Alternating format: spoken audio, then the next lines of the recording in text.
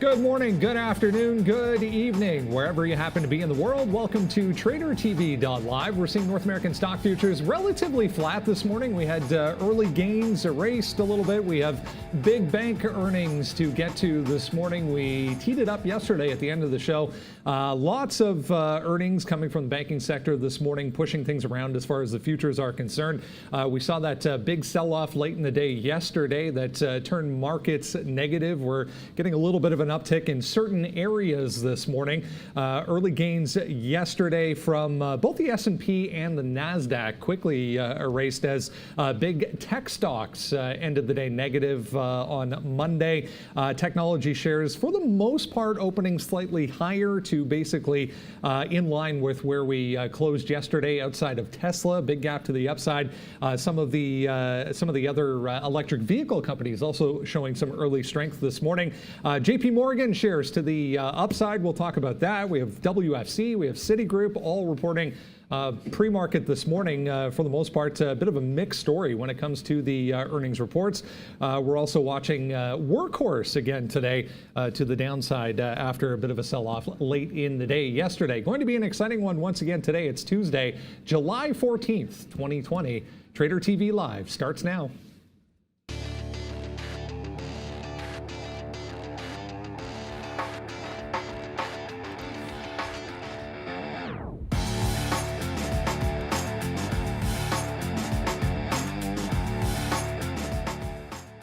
There's a look at Asian markets from the overnight session. Yeah, pretty red right across the board here. You can see the Chinese markets, Hong Kong and Shanghai, leading the way to the downside. India in negative territory as well. Let's go over to Europe and see how things are looking so far. Same story, yeah, pretty negative right across the board here, top to bottom. We'll shift over to North America as well and have a look at North American futures as we head towards the open. As I mentioned there, we did go negative there, especially on the NASDAQ. So tech stocks leading once again to the downside. The Dow still holding on to a slight advance, 0.2%. Brazil open trading 0.7% higher this morning. We have Bitcoin in negative territory. Crude oil, yeah, 1.9%, adding to yesterday's declines. And gold back in the red as well. Good morning, guys. We have banks, and more banks this morning. JP Morgan, the strongest of the strong, as we know. Sean, you love JP Morgan. Citigroup and Wells Fargo reporting as well. Yeah, I mean, look, kickoff, finally, big-time earnings coming through. Lots of stuff happening. I mean, Netflix is going to be this week. I think it's today after market. And now we start with the banks, JP Morgan, Wells Fargo, and Citigroup. And JP Morgan, yeah, I love it. I own it, but not a huge report, that's for sure. Probably not going to spark the stock too much. WFC cutting dividend as expected. That's going to be to the downside here. So, yeah, I tweeted out a fun little clip yesterday from trading JP Morgan, and then now today we'll be back at that levels. I mean, I wrote down 97 to the downside. I think if that holds, then maybe we can see some upside momentum. But, yeah, it's going to be a fun one. Our watch list is out there. Make sure you get that. Make sure you become a member of the show as well and hit that subscribe button. It's going to be a fun day. And, yeah, yesterday's sell-off in the afternoon was a banger, and I hope some of you guys were able to take off some of your longs and hopefully switch short. Yeah, absolutely, guys. It should be an exciting one today. JP Morgan, at least they out-earned that dividend, which is kind of big for them. Thank you there, Mambo Guy, for the super chat there. Good to see you guys enjoying the show and enjoying the activity in the market that we are seeing today. There are so many gappers to get to, and including an interesting IPO that's going to be potentially, hopefully debuting today. We get to trade it on the show, and that's going to be Encino. So looking forward to a fun and wild day after that sell-off that we saw yesterday, Brendan. Yeah, first day in a while in the pre-market. We've seen a bit of a shift in focus with the earnings coming out this morning in the banking group, shifting away from some of the vaccine companies, some of these little smaller tech stocks that we typically see flying around in the pre-market, focusing on these bigger bank earnings. Let's have a look at what's coming up later in the show. We have another great educational video for you. Yeah, we're going to shift focus over to momentum trading in our latest educational video. Tell you all about hotkeys, how important it is to be both comfortable with your hotkeys and also how to set them up in areas on your keyboard that will work the best for you, and also how to exit winning trades, another requested topic. So that's going to come up later in the show. Valeria will have the link for you. Speaking of Valeria, let's go over to the desk and say good morning to her. Good morning and hello everyone. I wish you a great trading day, and we're here as usual to make it even better. Guys, sign up to our daily free watch list at the link I'm sending on the chat, and subscribe to this channel to receive notifications when we're back on air. And of course, please support and give us all of your likes. Let's get it started, and back to Brandon. Lots to get to this morning. Yeah, if you haven't yet, hit subscribe, guys. We really want to get up to that 60,000 level. We are almost there, getting ever closer to 60,000 subscribers. So if you're joining us for the first time, welcome. We do this every single day. Hit subscribe, and we'll let you know when we come on every single day. Let's jump into how traders fared here yesterday at Day Trade the World. Big numbers here, guys, top to bottom. A lot of market-related type exchanges here. The CME, futures, NASDAQ, New York here. $78,000. Same story here, 71,000, 60, 49.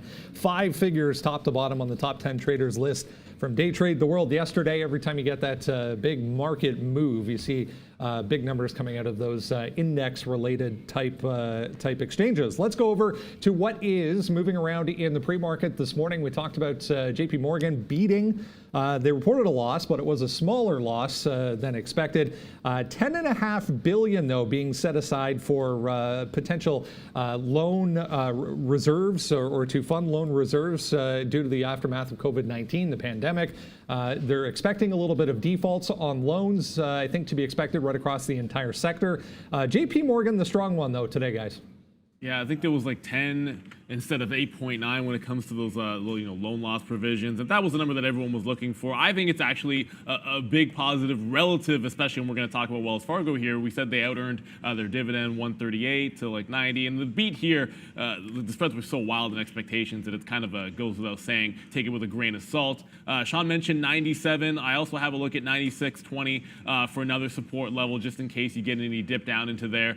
So those two levels, I think, on dips or places that you can start thinking about buying. Ultimately, it's probably not going to be an opening trade on the banks. I don't know that I've ever really been doing any of those types of opening range trades on the bank. But if you do get any kind of dip into support, yeah, fair enough. We'll have a look at 96.20, 97 if it gets down there and holds as well. But you want to see consolidation and a turn before just jumping in front of any kind of a sword. So that's my look on JPM. Definitely the strongest of the bunch. It doesn't necessarily mean today it's going to be a buy opportunity. No, I think it's going to be a sell today. I mean, the market's telling the tale right now. We're down 0.5% and still going. So yeah, I drew some lines up here, guys. So just so you guys could have a quick look here. Where's my? Is this what I want? No, I want to get off of the lines. There we go. Yeah. So here we go. This is 100.25. If it takes that, that's been the high here. That there's no rocket science there. I did want to bring out yesterday 98. Let's call it 99. We just bounced off there again. That was the high yesterday. What up, Simon Future? What up? One of our big guest traders of the day. Thanks for that, guys. Donkey Kong. Okay, we'll talk about DraftKings for you in a minute there, Simon Future. And then there we go, guys. If you guys remember, Simon Future, great guest of the day as well. We had Arnav yesterday. He was a great guest as well. Okay, a lot of our guests have been great guests. So 98.85 here has been that top. Here's a 98. Again, we got there yesterday in that rally, closed around $98. And then you have a 97 bottom here yesterday afternoon as well. So I think there's a couple dollars worth of room here. I kind of like this break, 99, but again, like Neil said, that is going to happen right off the open. So take 98 short, and if you like it, add to it at 97. But I think there's $1 worth of trade in here. So if you are short 98, take some out, that's what I'm going to try to do, around 97.25 or so. See if we can't make that play, and then hit it again if the market does fall. But I just get nervous that you go short here, kind of bounces in this area before heading upside, and then your out's going to be 99. So I think there's about a couple dollars you can play with in here. I hope that this helps you a little bit out there, guys. Yeah, let's have a look at WFC, Wells Fargo, the other one reporting. I just had a look at the chart right at the cliff's edge, I guess you could say at this point. They reported a bigger than expected loss, 66 cents per share on revenue of $18.4 billion. 15% decline year over year as far as the revenue goes. The board also planning to reduce the company's Q3 dividend to 10 cents. I believe it was 52 cents before. So big cut in the Q3 dividend for WFC, guys. I like that. At the cliffs end, Brendan mentions, and it's basically just right here, pre-market bottom, 23.80. You sort of go back into, what'll be last week's little lows here, 23.70. So we're brushing right upon those, and I think you've seen us beat up on Wells Fargo at least a little bit. Verbally, we'll see if we can't do that with the stock today. 23.70 is going to be a break for me. I'm also looking at this level back in here at about 24.50. Maybe you get some consolidation on any kind of a pop. So looking to make some shorts in some Wells Fargo, whether it's a low-end break and ride some momentum, or you get a pull back into 24.50. Those are the two areas that I'm looking for there. I mean, everyone cares about dividends and buybacks and when that can get back on track in the financial sector. Wells Fargo firing the first bullet. It's to the negative side here. Guys, I just want to give a big thank you to Joker Inc. Gaming there. Thank you so much for becoming a member. And for only $5, guys, you keep us going here. And we'd hope to get a few more members today for sure. Thank you so much for Joker Inc. Gaming. I think we're near about 200 or so, which would be kind of cool if we could do that. Also, make sure, guys, you follow me on Twitter. I posted my own little watch list here today to go along with what we were talking about here right now, a few key levels. And there's WFC, guys, 23.75. So if you want to see some fun JP Morgan trading from yesterday, there that is as well. But okay, 23.75 here on WFC. Obviously, Neil just hit some those numbers out there. The dividend's going to go down to 10 cents. A big bank, people are most likely invested in there for the dividend yield. So with WFC just basically squashing that one, what can you do? But there you go, WFC. There's the bottom, 23.75. It's kind of obvious. There's nothing really to talk about. Look at the daily chart here on WFC as my taskbar is on the other side today. Here we go. It's just been bang all the way down. Now we're kind of just stuck in this little area here of consolidation. This 50 period is 26.56, so we're only at 24, so that's going to be a little while. And here are we talking about it right now, man. If we break this, then I do think that maybe we retest 22. Maybe not today. That seems like too big of a move. I don't think it has a 10% move in it, but we're already down 5. Can you get 5 more? Remember, if you do, it goes SSR, which means it's going to be hard to short that off the bottom. Oh, another member there. Ask and you shall receive, guys. Thank you so much here. A few. Oh, and Kwaz Singh, thank you so much. Victory! So we'll hit the bang for you guys, and thank you, Jeannie Zhang, as well there. Thank you for becoming members, guys. It's already starting off, guys, to be a big day. I have no idea what this means, but it's a hot dog day, I guess. I don't know what. What am I supposed to use that? What am I supposed to use that? I'm not sure the context either, but it looks like fun. So I don't know. Okay, well, thank you for the hot dog support, guys. There we go. We got a new graphic. Thanks, Rob, for that one. Love that one. Yeah, the hot dog graphic is in the house. Yeah, absolutely, guys. We love bringing you the show every single day. Every single day the market is open, we will be here. Hopefully, you will join us. If you haven't signed up, do so. Hit subscribe, hit like, and become a member as well. Let's go over to Citigroup, guys. The other bank reporting this morning. Positive Q2 earnings, 50 cents a share. Revenue, $19.7 billion. That was above the $18.7 billion that was expected. Worth noting, equity trading revenue beating expectations as well. It's been a volatile quarter. $929.8 million from equity trading for Citigroup, guys. I just took a sip of my water. I forgot my water today, guys, so I have to go with the Trader TV milk jug, and I think I need 8 of these. I can confirm the math. Number 1, so you definitely need 8 of those. That's a lot of getting up and down. But you know what? I look forward to seeing you keep dedicated to Hydration Nation there, Sean. Sometimes you just gotta do it, right? I mean, it is what it is. I gotta support Hydration Nation. I mean, we can't start a hashtag and then not follow through with it, but. Anyways, Neil, talk about Citigroup. Yeah. I don't have much to say about Citigroup. I don't really trade it that often, so I'll leave this one. It's not going to be as exciting. Look, realistically, if we're going to be trading as a day trade, we're probably going to be involved in Wells and JP Morgan. I think there's more activity in either of those. If you're bullish in a long term, I guess this falls somewhere in the middle. Look, if you like Citigroup, it's going to be that 52 we already took to the downside. It was a minor support if you look at the afternoon yesterday, so we just broke through that in the pre-market. Then we're holding a little bit lower as we're just basically negative. Citigroup was sort of mixed earnings. Well, I mean, it was actually quite positive, but then big trading revenues. And I think that's the thing. Do people understand if it's going to be sustained or not? Possibly, maybe not. So certainly I prefer JP Morgan as a day trade. You can look at that 52 pivot area and think it's going to be interesting. Otherwise, next level to the downside. So it gets like 49 quarter. I don't know if there's any real support that I would be involved in. So sorry, Citigroup. Probably going to be trading the other two. All right, guys, let's move over to our favorite group recently, the electric vehicle group. We'll talk about Tesla here. Yeah, $200 sell-off in the afternoon yesterday. It was pretty impressive to watch that. Gapping higher this morning, although I just checked, already cut in half as far as the gap. We were up about 6%, back to about 3% for Tesla. Piper Sandler raising the price target for the stock to a street high, $2,322 on Tesla today, guys. Yeah, well, I mean, I think it's going to get there, but it's going to be struggling for a little bit. We saw an epic run yesterday. There was a story that there was 10,000 Robinhood traders an hour buying this thing yesterday. So yeah, that's probably a little bit to do with this. 1655 all the way up to 1800, and then everybody sort of getting, I don't want to say getting owned here because Tesla's still a monster stock, but you did have this huge retracement that you're talking about, Brendan. That's an 18, let's just call it 1800, even though it got to 1794, all the way down to 14 in the aftermarket. During the day though, we touched 1505 before bouncing. So I would use 15 here as some support. I mean, I think we're going to test it right now. Looks like we're coming downside, even though we're still up 3%. So that could be pretty big. You do get some bunched up action right in here, 1560, with this top being 1570. So I would say a 1570 break for me, guys, would be a good long 1570 right here. So we're going to put an order in to take that if it goes. But I mean, Neil, you were trading it yesterday. I mean, the spread right now is $8, and I know you missed a couple. I think you missed a couple punches yesterday.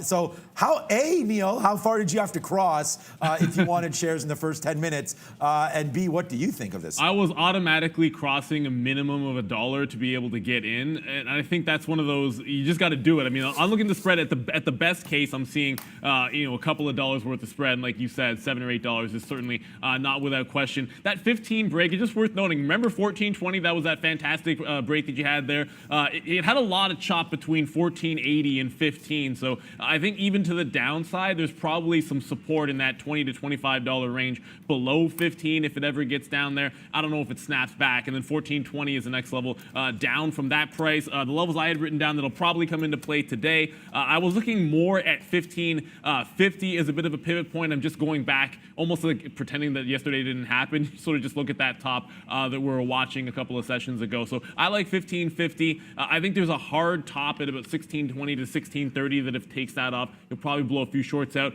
I'd probably take a shot to fade that one in front of that 1620, 1625 area if I got one shot at it reversing to the long. But again, that's like $90 away, which I mean normally I'd say might not do that in the open, but hey, the way Tesla trades, it's certainly possible. $90, yeah, for Brendan, sure. Just come back to me quickly. I just want to shout out some of these members, guys. Thank you so much. And again, we can't do this without a lot of you guys here. So Sergio, thank you so much. I want to give a shout out to John as well. John McCormick, what up, my friend? Thank you so much for that as well. And Jonathan Hernandez. And then as we speaking, here we go. Show changed my life. Hopefully it's changing a lot of people's lives here. What we're trying to do is educate you guys up. We do have those education videos coming, and everything's for free. Someone asked, what's the value of a membership? Hey, support the show. I mean, that's what we're trying to do. We're trying to put the show on. You get cool little emojis. It lets everybody know in the chat that you're a member, and it's only $5 a month. We're doing this on purpose for you guys, and bang, there comes Kyle. So Kyle back in the building here. So thank you so much to everybody. And Trent is in the building here. Superman, guys, thank you so much for all of the love and the support, guys. Big time. And look, if we're going to be changing lives for $5 a month, sign us up, Brendan. Yeah, much appreciated, guys, right across the board. Lots more to come as well. So welcome to the family. Let's go over to SPAQ, guys. SPAQ, the other one that's been exciting, definitely exciting in the afternoon yesterday as well. The deal yesterday confirmed with Fisker to go public, obviously $2.9 billion valuation for Fisker. We saw a big sell-off here on this thing in the afternoon as well. Got all the way down to almost 1450 here. We're opening just above that this morning, guys. Early, and it's just, I don't know how to pennies above value it. this thing. So 1450 obviously is going to be a level that you're going to be watching here. Watch out 1610 to the top side. I'm just going to file this one away here, but on the first day, of course, when we came through, when the news broke, you're looking at a 1250 bottom here, which I think could be very interesting. I think there's some support. You got the gap up, and then it held a very strong hold on that action before you got the bigger run to the upside. So in the event that 1450 goes, I think that's the price that's going to be worth defending. 1250. 1450 for all the bulls here. But it's very, very slightly negative. Watch out, 1506 was the previous close. So I don't necessarily love pivots right in the middle of that pre-market range. So 16 top side, 1450. On a short side break, I'll probably take it for a scalp. But I'm looking to see if it gives any kind of a base for a buying opportunity. We kind of saw what happened in this SPAC space. Sometimes you got to wait these ones out for the secondary push. Yeah, I'm also going to give a big thank you right now, guys, and tweet this out. Follow me on Twitter. I just want to say thank you so much to all of our viewers for the support this morning on Trader TV Live. So let's go. We'll hit that tweet and make sure you follow me, guys, at Trader TV Live. And thanks again for everything on that one. 4,500 followers, so we did it. So good job. We're going to try to get to 5,000 next, and maybe whoever is the 5,000th follower will send you a nice little Trader TV Live coffee mug. So we'll do that, but that's still 400 people away. So thank you guys so much for all the super chats today. SPAC, look, I mean, we talked about that. Neil just mentioned it there, and I sort of said under my breath there, how do you value this thing? I mean, no different news today than yesterday, and yesterday we topped out at 2150. Today, I believe it's way oversold. I mean, you see this market just come down yesterday. I think a lot of people got their money in. They saw the market fall down, and then they need to raise capital or just get out of some of these positions before they got margin called or something. But SPAC all the way to the downside here. And again, guys, Fisker is going to be apparently coming. They have a model car, or it's that SUV, and it's ready to rock and roll soon. So very similar to Nikola. I just think this space is a great space right now. I'm not pumping the stock. I have no idea where we're going to go. I wrote down and tweeted out earlier on the watch list that 16 was going to be a level, and I believe that. We bounced off 16 here. It held into the close before tanking all the way down to 1470. So yeah, that's another spot right here. We just bounced off 1470. So maybe it holds that, and we see. Right now, spread is not that bad, but I'm going to be going long 16 and get my order in right now. I was actually reading yesterday, guys, they were actually going to, or planning on using the funds raised from going public to produce that Fisker Ocean SUV, but very exciting looking SUV. Let's quickly get to some of the airlines here before we shift over to Arun and have a look at the overall market. Delta reporting earnings before market this morning. Q2 results were larger than expected. Quarterly loss, $4.43 per share versus $4.07 expected. Looks like their liquidity at the end of June was $15.7 billion, which they're saying is enough to carry them through the next 19 months or so. So Delta definitely getting flushed this morning. Some of the other ones also following suit, looking a little weak as a group, guys. Yeah, if you want to give a positive spin, they're burning cash at only $27 million a month. So that, I guess, is the positive for them. The entire group is going to be down on this news, but Delta is going to be the primary focus today, obviously, because of those earnings. I did have two levels written down. I had 26 even, but again, I don't love those trades. If I'm going to catch that before we even go on air, that was a very, very early break, but we do like this on any kind of a pullback into 26. This, of course, just quickly looking at a minute chart here. It's only done $1 million in pre-market volume, which is okay. It's nothing is spectacular. I'm looking for a pullback to this price, but 26.50 is going to be an interesting level to defend off of the open as well. If you get one of those crazy wicks to the upside, I think off the open you'll get one of those shots to sort of jump in front of 26.50 or so and just have a nice little scalp trade. Maybe you get 25, 40 cents out of it, something along those lines for Delta. For me, I just want to quickly jump to EQ because it just put in a big move here, all the way towards a pre-market top and then quickly turning around. So this hit $30 in the aftermarket yesterday. It was a ridiculous one. I saw it halt twice in the last 30 minutes, which is completely insane, and then reopened at $4 and ran another $3. And we're gapping to the downside, but already came back $4 in the last 25 minutes or so. So watch out for this 2170 right off the bat at the open. If it fails to break that, maybe it'll be a short again like it was the rest of this pre-market. But look out, EQ looks like it's going to be a big mover again today, Brennan. All right, guys. Well, yeah, there was a filing for an offering on Aquilium. So they haven't actually done the offering yet, but they filed paperwork for an offering coming up. That was the reason that they were down. Wainwright also out increasing the price target on EQ for that one as well. Want to make sure we get to Spotify, guys. UBS downgrading Spotify to sell from buy.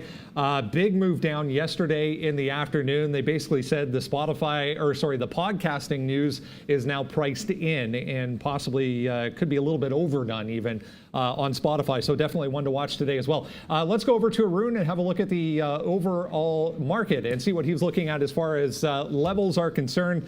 We've given up the gains here, Arun. We're back to the downside. Yeah, this looks like it's going to be a continuation of yesterday, and that's what I'm banking on. I'm okay if I'm wrong with that trade. So the levels I've got for you right now is pretty clear too. It's 31.65 is the top end. I've taken a short just underneath 40, so I'm about 4 or 5 points in the money at the moment. But again, this is a long-term position, meaning I'm willing to build this one out throughout the day if it keeps going down. 31.65 on the top end. Above that, I've got 31.95 and 32.25. Keep in mind that 32.25 through 32.50 area was one that I had marked off yesterday. Flip side, we've got some action between 31.15 to 3100. So keep in mind, if we get into that 31.15 area, expect a lot of support there. There's some action, so this market might take a quick bounce and then try and test it again, or you might just go through. I think it's more likely to bounce off of it than to go through it. It just seems like it's going to be quite aggressive if we get to the downside as yesterday was. So given how much selling there is, the bounces are going to be sharp and aggressive as well. So right now, we'll just ride this one out. 31.65 is a level I'm looking at on the top end. And if we get into this, now keep in mind, when I started my day, I was at 31.55, 31.60. And I was looking for shorts, but I couldn't just get the price that I wanted. The market kept moving down. I finally gave in and took them short at 31.40. So I am committed to this trade. If I'm wrong, I'm wrong. But for now, that's the play I'm making. 31.65 is the level I'm looking at. Great stuff. Thank you, Arun. Yeah, we saw that negativity really come in yesterday late in the day. A little bit of continuation, as Arun mentioned there. VNRX, another one for you this morning, 55% still, although we're through this 580 level. 575 to 580 was a bit of support in the pre-market here. They came out with a new triage COVID-19 test kit, they're calling it, that has been looking pretty positive on the initial testing of the actual kit. So moving back to the downside here, held 6 as far as resistance.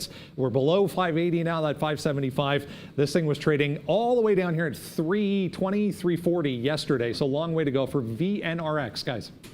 And not to be mistaken with VXRT, that's another one we're going to be watching today. Another gap to the upside. It's up 9%. I'm looking out for 14, big time level at 14, but also look at the daily chart here. Just going to quickly show it to you guys. If you look at the daily, you're going to, there we go. You're going to look at this 1430 area that it got to on the first parabolic move up. If it breaks 14 even, watch out for an immediate level 30 pennies after that. So if it takes out the top, I kind of like it to go to that 1430 and then test it. If it fails there, that's going to be a heck of a short opportunity if you can catch that. Right now, a little bit shy of those prices on VXRT. I think certainly if it tests the 14 without getting there, I'll probably be short on the way back down at 75 or 80. We have lots to be watching and covering today. I saw someone, we're going to try and get to everything we can. If you stand out in the chat, it's a little bit easier sometimes, but I did see someone with some clarification on SPAC. 16 was a long break. I think we were both saying that same thing. I was looking at 2 levels to the downside for hopefully what might be initial support.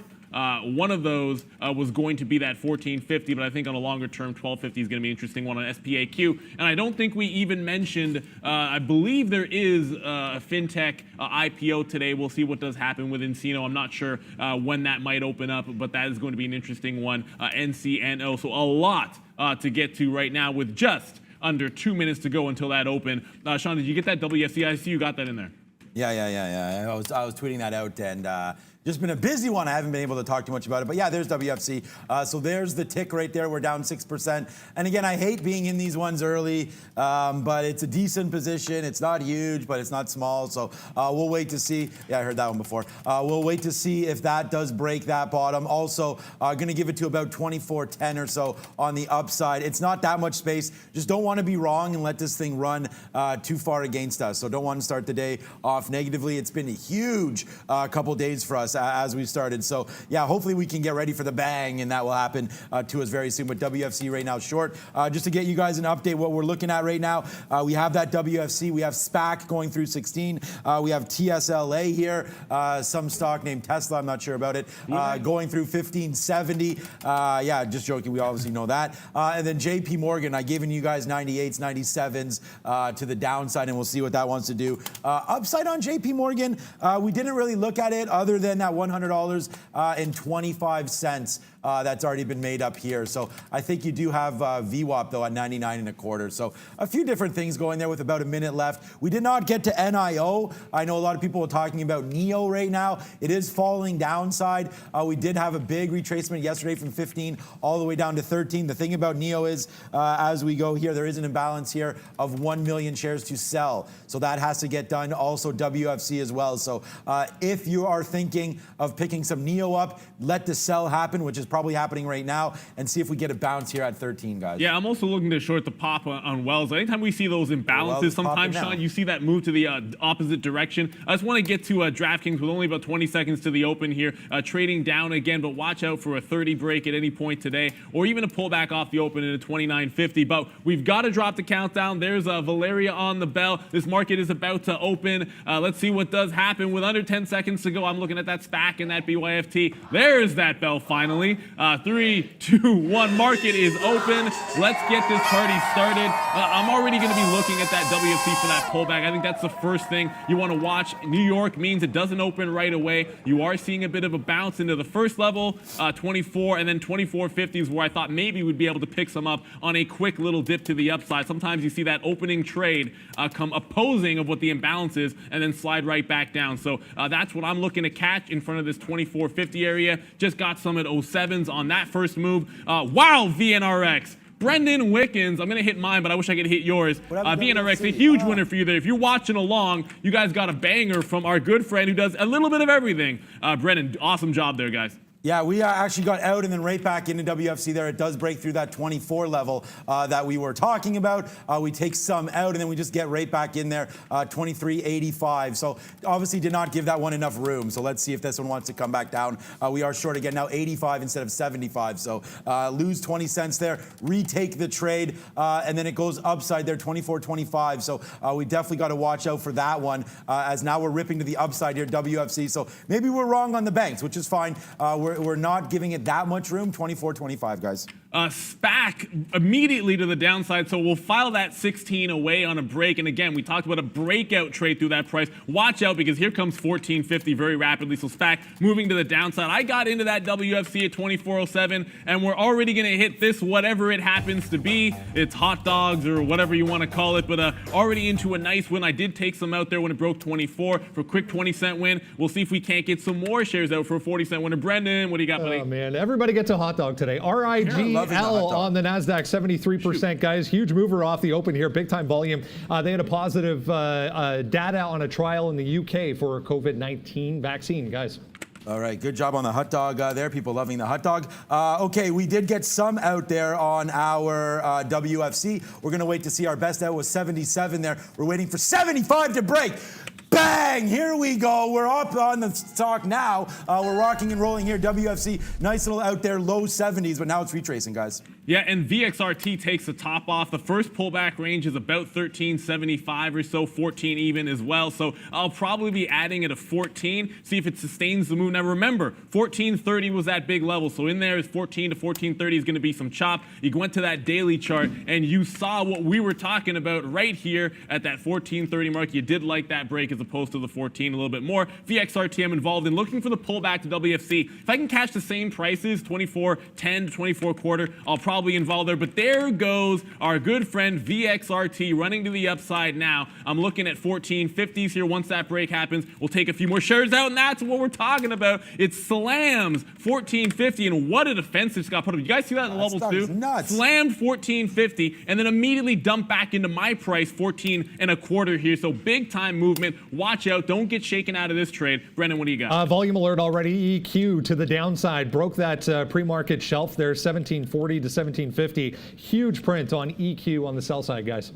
Okay, we're still waiting for WFC to come down. EQ, we'll look at that in a minute. The other stocks we had there was Tesla. Let's have a quick look to see what that was doing. That was close to our spot there on open, but okay, it's still there. Oh, I just got in. Okay, 1570 there on that break. So yeah, not a good trade right now, but 1570 to the long side here on Tesla. That was surprising. I didn't realize we just got into that. So let's see if Tesla, what it wants to do now. Hopefully moving to the upside, guys. Here we go. And there goes that EQ that you mentioned, Brendan. I'm going to see if we can hold out into that 16 for me. We talked about some pullback opportunities in that name. I'm going to get over to VXRT because this is already a banger, guys. Hide your kids, hide your wife, hide everybody, because we did mention that 1430 level. That was going to be the key on VXRT. We got the little dip. I love that action when they try to shake you out into that next level at 14. Now we're staring 1470s in the face here. Got along at 1415 average price, taking a 60-cent win on these shares. Gonna hang on till 15 even, see if we can get almost a clean dollar on VXRT. And again, this is why you guys subscribe, because we go over all of these levels. We give you everything that we can in the morning so you can prepare for your day and you don't miss out on these trades.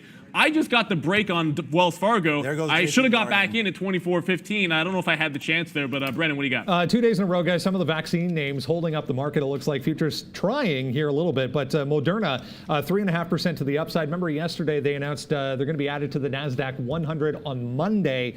So 2 days in a row here, Moderna mRNA showing a little strength, guys. All right, here goes finally now our friend WFC finally going to the south side there. We do have the only long, I mean, we're huge right now in a lot of stocks, but the problem is, of course, is Tesla right now. We're short everything but long Tesla, so we're going to get out if it breaks through 1555. Bad trade alert on Tesla, but making it up everywhere else. JP Morgan, great short through 98. We got some out there 50s like we mentioned. Now we watch out for 97 to break to the downside, but nice little monster here on this name. Also WFC looking at 50 right now. Bang. You can see the winners at the bottom, guys. They're here. So let's just get out of some Teslas. It's come right back up. Now into winning spot here for Tesla, guys. Let's go. Punching through on VXRT. It just got to 15 even. You know what that means, guys. The banger there. Thank you very much for the super chat. Dr. William. Oh, we are huge right now. They're massive winner. I just got some out of WFC on the 50 break as well, but I'm going to take out my VXRT at 15 and look for 15 even as a break as well. So you know what I like to do around those even dollars, guys? You take the profit and run, and then look for a pullback or look for a further breakout. VXRT just got an 80-penny winner. We'll see if we can't get even more. 80 pennies. Here we go, guys. $1 plus right now on JP Morgan. Bang! What a huge day this is turning out to be, guys. $10. We took $5 right now on Tesla. Now it's $10 in the money. So we're going on that one as well. WFC, 45 cents in the money. Luckin Coffee, 10 cents in the money. JP Morgan, $1 in the money. 4 for 4. Bang it out, guys. We take it out today. What a day. What a day. We're bigger than we were yesterday, and it's 9:36. Let's go, guys. You want to know why you watch the show? Neil and I crushing this today, guys. Let's go. And there goes 15 even on VXRT. I guess you just can't seem to stop this one. Still going to the upside. I got Wells Fargo. I'm going to take some out in front of the quarters. You know what we like to do here, just playing around with those when you have no key levels to work off of. Brendan's got something for us. What we got there, buddy? Another one from the pre-market, guys. My size, MYSZ, 26%, just popping up on a volume scanner there, through to $1.50. It looks like it didn't actually break $1.50 there, but this thing was all the way to 190 in the pre-market. They were opening some new locations in the UK and also one in Moscow in Russia, guys. All right, let's go. Let's go, Tesla. Let's go, Tesla. Tesla right now, 1570 long, out some 76 there. Now we're up to 86, so Tesla moving around. JP Morgan, as we said, bang, follow me on Twitter. Going to be tweeting all of these out. Here it is, guys. Nice little win. We talked about 98, down to 97, get some out. That's exactly what we did. $40, 40 cents, not $40, 40-cent winner right now on WFC. We just cashed some out there at the bottom. Guys, this has been a monster day. Let's see what Tesla wants to do. It already took this out upside. Maybe we should cash out, but let's see how high Tesla wants to go today. Big wins everywhere, guys. Very happy with today. Wow. Yeah, to say the least. We just got VXRT through $16. Looking to see if we can catch another break to the upside. Like I say, we'll take it out in front just in case there's ever a pullback here. I like to take my profit and run, get back in on further breaks. You've already had multiple dollar winner trades. If you had the 14 break, if you had the 15 break, you are now seeing a $16 break on VXRT, all because the floodgates opened up at 1430. That was the level we like. There's another long here at 1607. This party continues. He's got out some at the quarters. Going to take some out at the 50s. The further this goes, you want to make sure you're grabbing those profits, catching any pull. If it never does a pullback, I'm now looking at about 15 quarter to see what we can be involved in. I only have a third left of my Wells Fargo. It's the only two things I've been involved in so far today, look, there's been no reason to do anything else. But I do want to get back over to SPAC. It is worth noting it did make a very brief break of that 1450 before slamming back to the upside, failing to get to 15. It does look like it's going to be a bit of a short side trade there. But there goes the rest of my VXRT out. So already a massive win. We'll make sure we keep tweeting out the results. I'm going to hang on to Wells Fargo and look see if I can cash some shorts in SPAC in front of 15. But forget about it. Brennan, what do you got? Another one, guys, UAVS. We've been talking about this one recently. 3 days in a row now to the upside for this one. This was the company that makes drones that Amazon was looking at for a potential deal to grab some drones to supply drone delivery on Amazon, guys. All right, guys. I hope you guys are making some money today. This has been a fantastic show. And thank you again for all the love and everything on the support, on the chat, and on Twitter and everything. It's been fantastic. Thank you so much for all of that. And JP Morgan, like a glove. So right there, hot dog winner there for JP Morgan. It did, basically, if you rewind it, it did exactly what I said it would do, going from $98 all the way down to 97. Play in that range and you will win. So that's what we did. And that's why when you follow your rules, guys, and you get up, stand up to the plate, this is sometimes what can happen. You hit the home runs, and we're really proud to do that for you guys live on the show here. It's been a big one. We did also cash out of our WFC at the bottom. We still have them, but they're very, very light, all of these positions, guys. What a great day. Thank you again for everything. Let's just continue to hit these winners for you. Yeah, guys. Thank you, everybody, for the support. The reload is coming up here, but it's been a perfect trade in VXRT. We did get out basically top wick. My lax execution up here at 1640. That's going to be the top 1640. In front of that 50, so there's nothing scientific about it. We did talk about that 15 even. That's a sharp turn. I like to catch it on the way up, not the way down. So it did bounce off 15 and not really give you much of an entry point there. I'm looking for some consolidation. If we get it, we can load back in. Right now, I want to make sure we don't get too far away from Wells Fargo. We do like this one if we can hold below that 24. You're looking at the opening range, kind of be 24.25, so that can be your kill zone. That's what it'll be for me in terms of a stop order and any shorts. But I want to get a pullback closer to 24 before I get more shares in. I do still have those 68s on the 70 break. That's a fantastic trade, at least it has been. But there was one name that we were trading yesterday.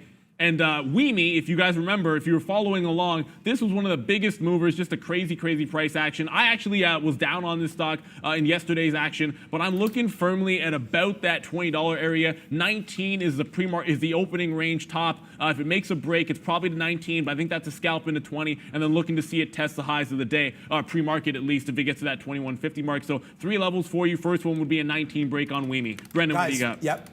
Sorrento, guys, real quick, SRNE. We talked about Moderna. Now Sorrento popping up on a volume scanner. 810, this level from yesterday. Straight upside for SRNE so far, guys. Okay, guys, Tesla right now is at $14, $15 winner. So there, you guys want the chicken dinner winner. Here it comes, guys. Big time trade on Tesla. We talked about that, fitting 1570 through. It went against us a little bit, and then we were able to get some out there for $6. Now we're $12, $13, $14, $15. Depending on where this goes in the money right now. Depending on this trade, may just dump this right now, get out, and then see about a breakthrough 1590 right here. So might just capture this profit and then wait for 1590 to come. But big trade there on Tesla. We still have our JP Morgan. We're going to give it all the way to 99, but we're short right now 97, 87. Depending on what these futures want to do, they're going upside here. That's why we're sort of dumping right now. Our WFC, we just got some more out on a retracement back through 2360. But what a big day, guys. And again, we'll just continue to trade this momentum. Looks like to the north side.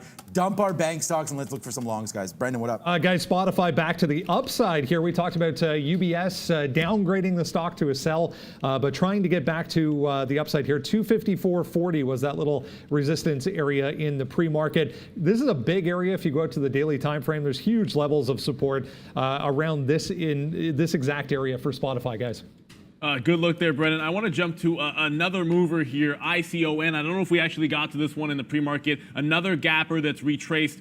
Basically, half of the move so far got to about $2, 78 cents stock in yesterday's price action. Watch out for 155 to 160. That could be a bit of a break point. Otherwise, I'm looking for short pullbacks in front of 150 there. VXRT finally is now retesting 15 even. No consolidation yet. When you get a big winner, don't jump right back in and force the trade, guys. You got to make sure you're disciplined in your action when you're trading. We did mention DraftKings off the bat. It is inching towards that 30 area top.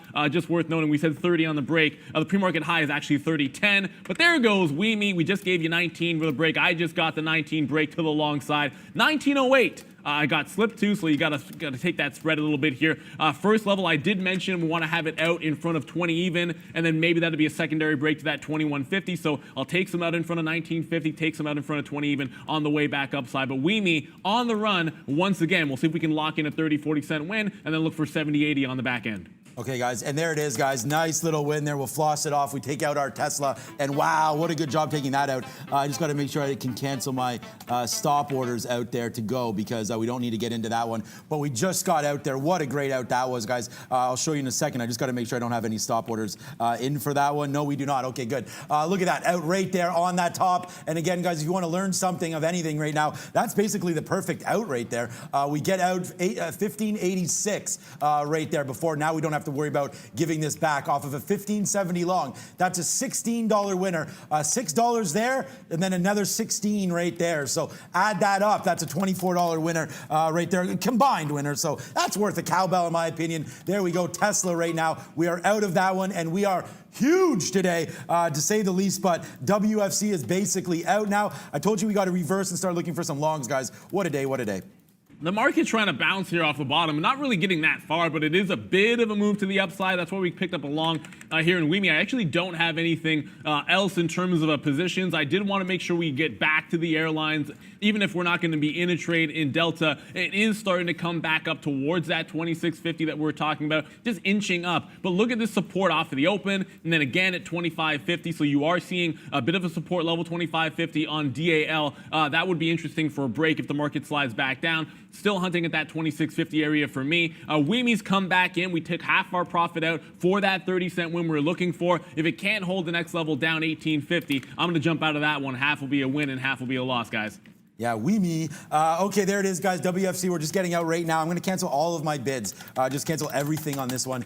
We are basically flat. And yeah, to say it's been a good day would be an understatement here. So we started off big again today with a huge Tesla trade, a monstrous WFC trade here. Unfortunately, we did get out of about 2/3 of our trade breaking through 24. That was a little silly, but we did get as high as 24.25 there. So lucky we never got triggered out there. Now we'll hold the rest to see some downside. The big trade for me though, guys, my #1 stock today is right here. So we'll hit the air horn. It's Tesla. What a great in. What a couple great outs there. Unfortunately, this one could have been out here and then we would have been really partying it up. But nice little out there on Tesla. Play the momentum, get out and run away. WFC now at 10 cent in the money, but I got to make a run here. Hydration Nation needs to get me out of here. What up, Brandon? 2 days in a row here for BoxL, guys. Little online education software company. You can see on the daily chart, 2 days in a row to the upside. 42% again today after they released their full year statement from last year. Finally, broke $2 here on significant volume, but looking quite positive today for BoxL, guys. I'm going to have another one for you guys here, and it's going to be IMV. Now, I'm going to be quoting it over here in Toronto just because for some reason I'm not seeing it in our system. It is trading on the NASDAQ. It's a big gap up here, so it's up over 100%, 115 if you're looking at it in Toronto. You're probably going to look at some of the same levels. Just keep in mind there is a currency adjustment. But I'm watching the top end here since the open, about 9:30. I mean, there is some pre-market action that trade in the U.S. Of course, you're not going to see that reflected here because there's very little pre-market trading in Toronto. So watch out for a 9:30 break is what I'm looking for, an IMV, and that'll be the top end. If you see the same thing in the NASDAQ, that's what I would also be watching. But Brendan already got something else for us. Yeah, that IMV, guys, it was COVID related on that one. So IMV planning COVID-19 vaccine phase 2 trial for, I think that's supposed to be Q2, but Canada, yeah, it's a Canadian stock. But yeah, COVID related news on that IMV, guys. Okay, worth a look there. Then it's already added to the list. Of course, I'm going to be watching it in Toronto. So just if you see that price action and it's confusing, it's because I'm quoting it in another market there. Watch out for VXRT. I've been wanting some consolidation. You're not really going to see any. I'm not going to randomly pick it up here on the way to the downside. I want to see it level off before I make another move in VXRT. It's already been such a big win. It doesn't matter which one of these breaks you caught, whether it was 14, 30, 15 even, and then even the 16 break. Which again, the reason once it starts extending a little further, I like to take it out a little bit sooner. So you start with the dollar type wins for the last of your shares, and then you're ending off with about 50 cents on that last little break. That's the way I like to structure it. I want to get caught with my pants down on one of those. Spotify was another that we were watching.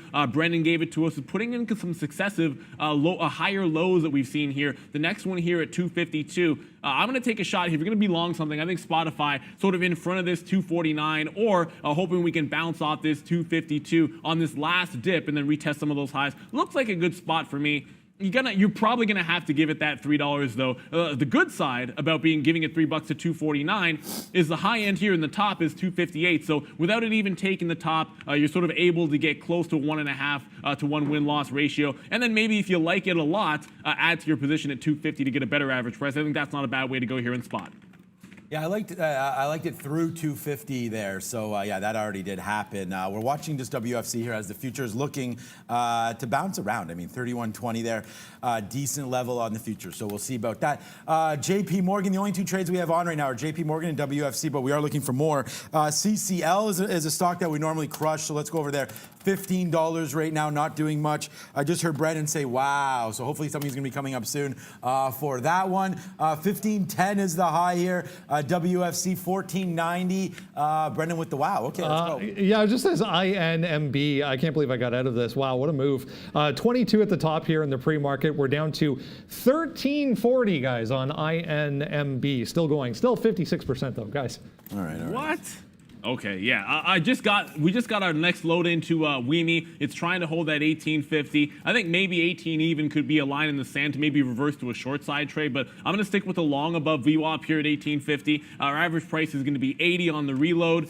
We are still looking to see it retest 20. And we mentioned this on the break at 19 that we thought they'd run into resistance in front of 20. That's why we took some profit on the way to the upside. Our Wells Fargo short, I keep trying to add to it on each one of these little pops, and I keep missing out. So it keeps coming into that 85 range, and I try and catch them on the way down with being unable to get some. I'm going to look at a 2360-ish break, maybe add to my position that way. Otherwise, it's in a nice little tight channel, at least in the short term here, you are seeing. And when it breaks out of it, I kind of think we want to be involved to the short side for more shares.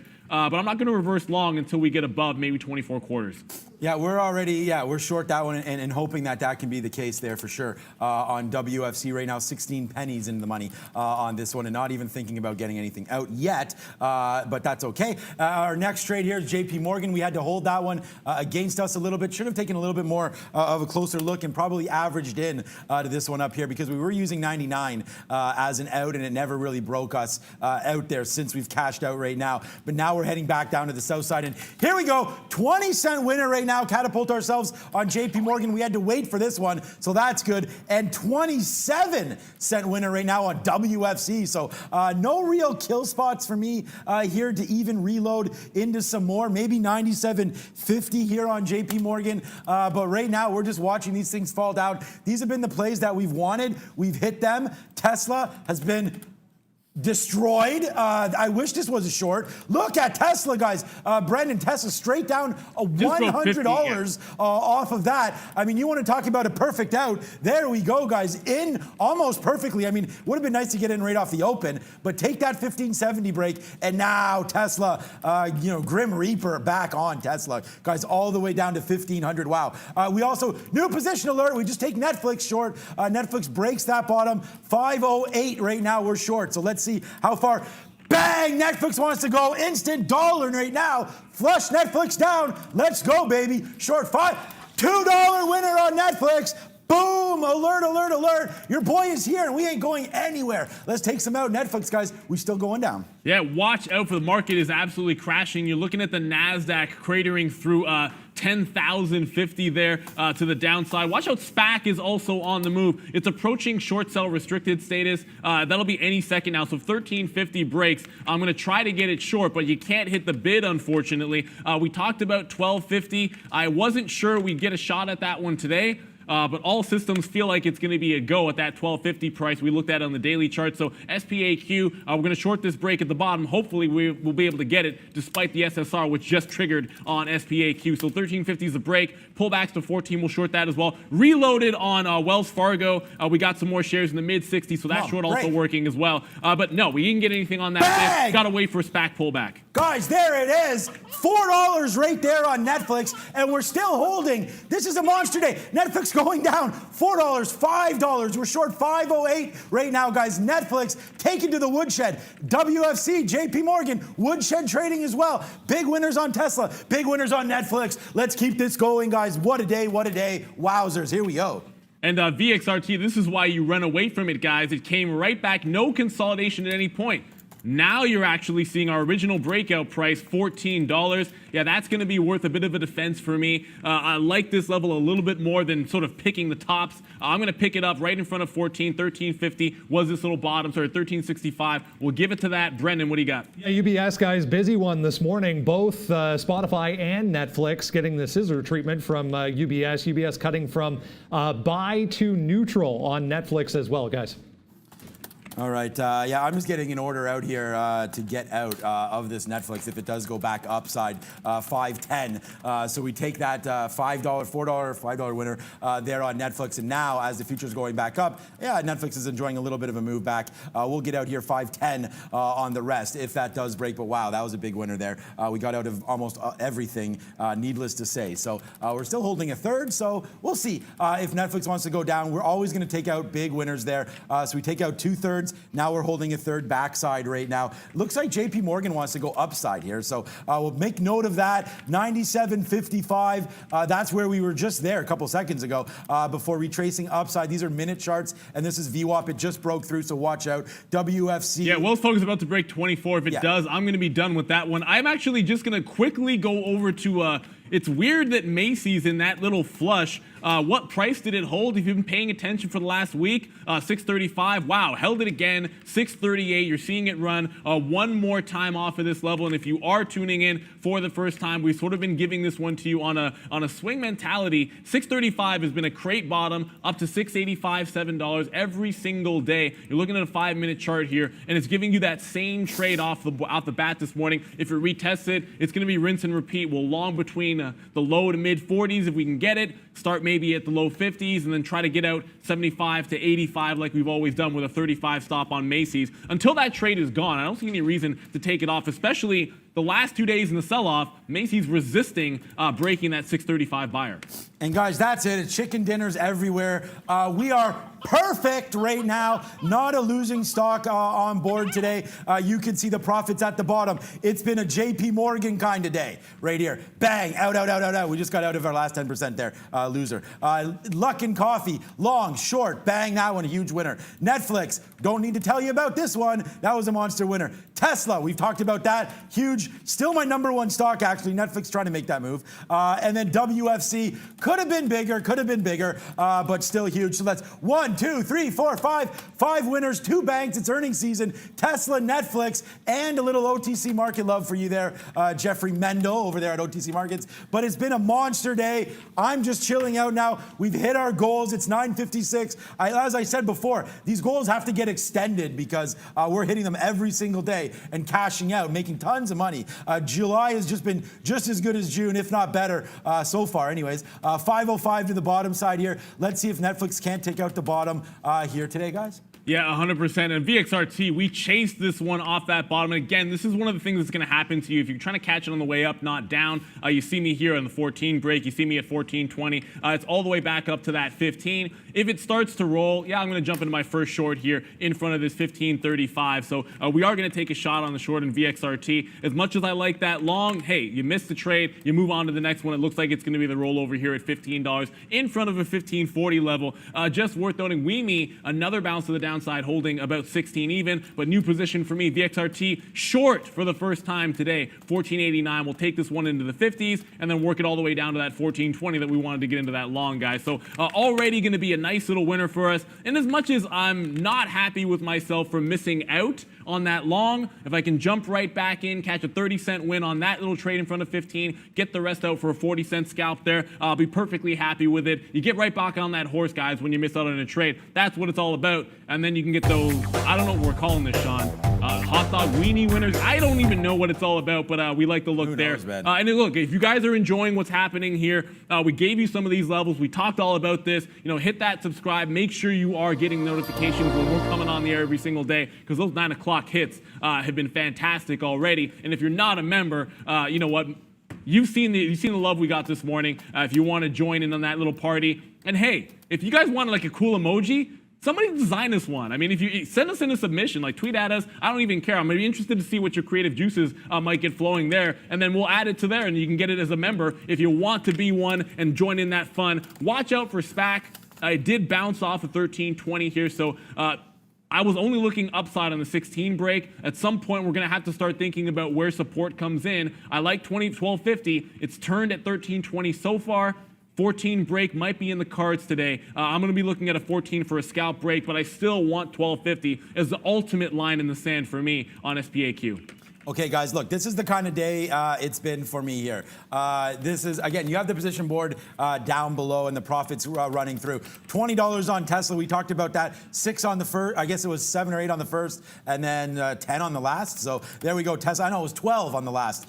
No, it was 16 on the last, actually. WFC, $2 up. JP Morgan, $1.58. Netflix, we get out. It breaks through 10 there, and we get out. So we're going to revisit that one. But 4 for 4, plus Luck and Coffee's not on this board. Pink sheet, 2 long symbols, but right there, that's what we've been doing today, guys. Show the love. Follow me on Twitter here as well as we go. I'm going to tweet out some of these charts here. 1,538 followers. There we go, guys. Huge morning. Humongous. Does anybody know where this is from?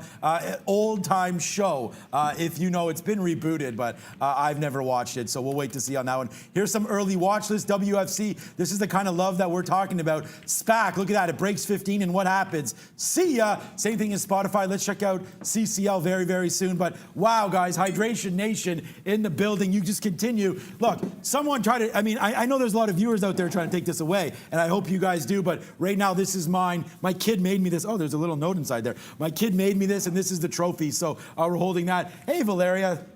Thank you so much for another refill on coffee. My old one is still about a third there. Thank you so much. As we go, there you go. That's another benefit that we have here. Fresh coffee from our espresso machine, Neil. It's quite the good machine. I'm not going to lie. At some point, we should get a picture up of that one. But it definitely keeps us the juices flowing. VRNX, I can't tell you enough here. You guys see our trades. You can see them on the bottom. I'm just going to give a big shout to Brennan because I know he was talking about this. You see those segments that he's doing? He jumped in front of the big screen and talked to you about that short in VRNX. That's a $2 winner if my math is correct. I don't know where you got out there, Brennan, but it's also time to go to the big screen once again. So make sure you pay attention to our good friend Brendan Wickens for happening now.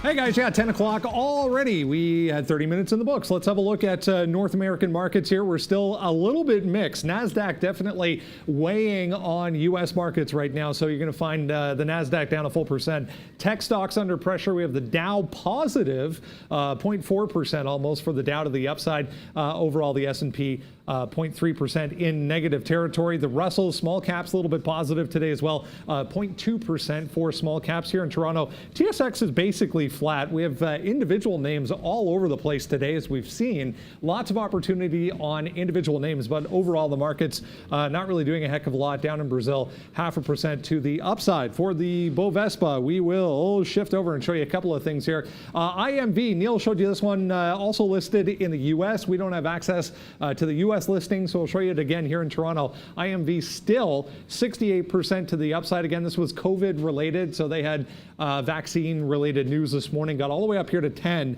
We're down to 650. I wish I saw this one earlier. Give you a great test of $8 here in Toronto off of the open and failed, and now we're down at 6. So $2 move there to the downside for IMV. Royal Bank got a huge flush off of the open, but we're right back up trying to hold these levels from yesterday. Overall, the banks are weak. Overall, the energy names very strong today. You can see Enbridge. Yeah, wow. Just took the top off there. $41. 40.10 down here at the bottom. We're at 41 on Enbridge. So some of the energy names definitely leading to the upside. Overall here in Toronto, though, we are basically flat. Guys, back over to you. Right. All right. Yeah. Good energy. I mean, Enbridge. I'm not proud to say it, but I'm a holder of Enbridge stock here in Canada. So nice little div there if you are looking for Enbridge. Look, VWAP here, 2381. We'll try WFC one more time, and we'll take a look at the banks as well. We just did post our huge day. Oh wow, it does go up to 100 there. We'll see if that can get taken out. Wow, JP Morgan actually surprisingly strong. I actually sold some of my shares yesterday, 98 and change. So yeah, we'll see here as we continue to go upside, breaking through Hyundai here. Could be a good one. Oh, I do see NEO here, also moving to the downside, 13 broke and goes down as far as 1240. That's off the open. So yeah, VWAP right here, bouncy, bouncy, bouncy. Where are some levels that we can talk about? I mean, maybe this one right here. It's got to get back over 13, man. This little break wall there. We broke at 1330, came back, tried to get it there and defend it, but it does not work, and then crashes down. So watch out, 1330 for a break upside on end of the IO. Yeah, I'm going to take another shot here in WIMI. Sometimes your best trade of the day is one where you got out. We took this out at about 1840 on this little break. It was 1850 break. We got slipped to 40. But look what you had to endure if you hung on to it. It's another $1.50. You got to stay disciplined. That's what it's all about. We mentioned immediately 16 was the level to the downside. That was off this opening wick. It just held 1650. So I just jumped into some shares in front of 17, 1697. You can go two ways with this. Either hold it to the low of the day, which I think is the prudent move here at 16, or you give it to that 1650 mark. Both are reasonable. I'm looking for a retracement into VWAP on the first leg here. That'll give us $1 worth of a win as long as this is our average price. So good look on that one. And VNRX just broke $4. Brennan, you are the absolute man with that. But I got to get you back to the gift that keeps on giving for me, VXRT. This is the one that we knew and loved. We loaded back in here a couple of times in front of 15 even. We're now taking 30, 40-cent scalps while holding a core position, and we're looking for a 1450 break and then catching some out down at about 1420. We actually tried to go long on this one, but did miss out, so I actually should get rid of those orders and look for about 70 cents worth of a win as an ultimate target. If it ever breaks 1350, I think we'd look for a short break through that price as well. Just watch out. Support, I believe, will come in at 1250. That's been the call since the pre-market, guys. We do love it there. I have looked at PRCP. I saw you guys throw it up there. That's one of the best things about this community. PRCP was not on my list. It was not on our watch, but it is halted right now for the second time of the day. When it opens back up, volatility halt in a few minutes. We are going to be watching that one. 650 is the level to watch. If it breaks above there, watch for one of the high day, guys. Okay, yeah, I haven't really traded any of those. Maybe I should be if it's going that well. VXRT, okay. I was just looking at NIO there. Actually, we can go back to NIO. VXRT, I mean, look, we're huge on everything today, but yeah, nice little consolidation there. Easy, yeah, nice little break there. 1450 to the downside. We like that one. NIO, okay, going here as well. Back to NIO, 1268. Let's try a short here if it comes back to this level.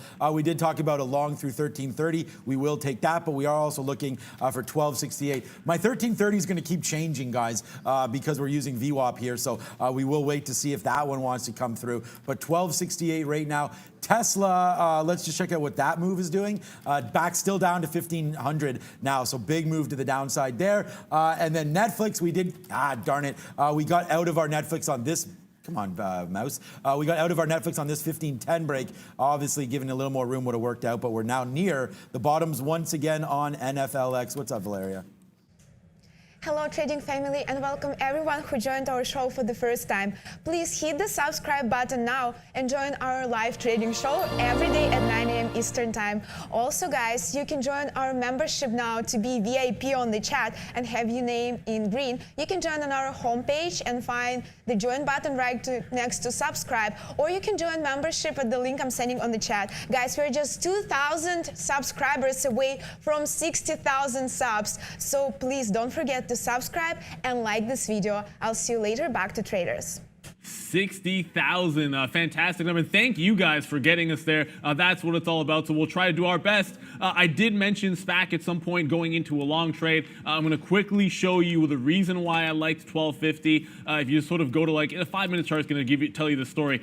First parabolic move did happen on the 9th. It was a hard pullback that got supported multiple times at 1250. If we get to that price, I'd like to see a defense there. If we do, we're going to jump into the long trade, but Brendan's got something. What do you got, buddy? Anything and everything. everything electric vehicle related, guys. So you're talking about that PRCP. So Perceptron, they do 3D laser measuring, and they've been, I guess, contracted by what they're calling a tier 1 automotive supplier to measure a battery compartment, guys, for an electric vehicle that is being developed. So PRCP in the EV space, guys. All right, guys, and we'll hit a chicken dinner winner again. We gave you WFC breaking through VWAP, and here we go, guys. Oh, ho-hum, another 10-cent winner. We're taking some out right now to capture that win.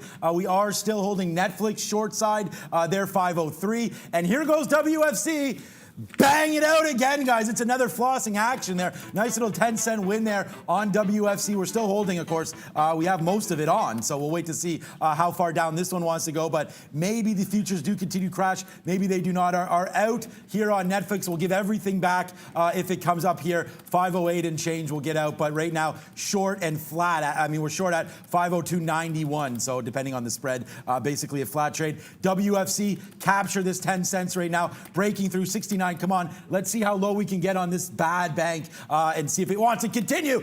Bang! A 15-penny winner right there. So it's cowbell time, guys. Again, thanks for all the love and support. The day is just getting bigger and badder. Let's go. Yeah, it's continuing to be good for us over here, too. I'm going to add that PRCP to the list. Just worth noting off of the reopen that it is sort of holding low side. I'm in that VME. We're looking for a further break of 1750. We've been in the money 30, 40 cents. That's not enough for me. I'm looking for a test all the way up towards $18. And I want at least 70, 80 cents on the first leg of this trade. Brandon, what do you got for us? NCLH, guys, we didn't talk about the cruise lines, but a couple of downgrades in this group today. So NCLH just popping up on a volume scanner here. Back to the downside.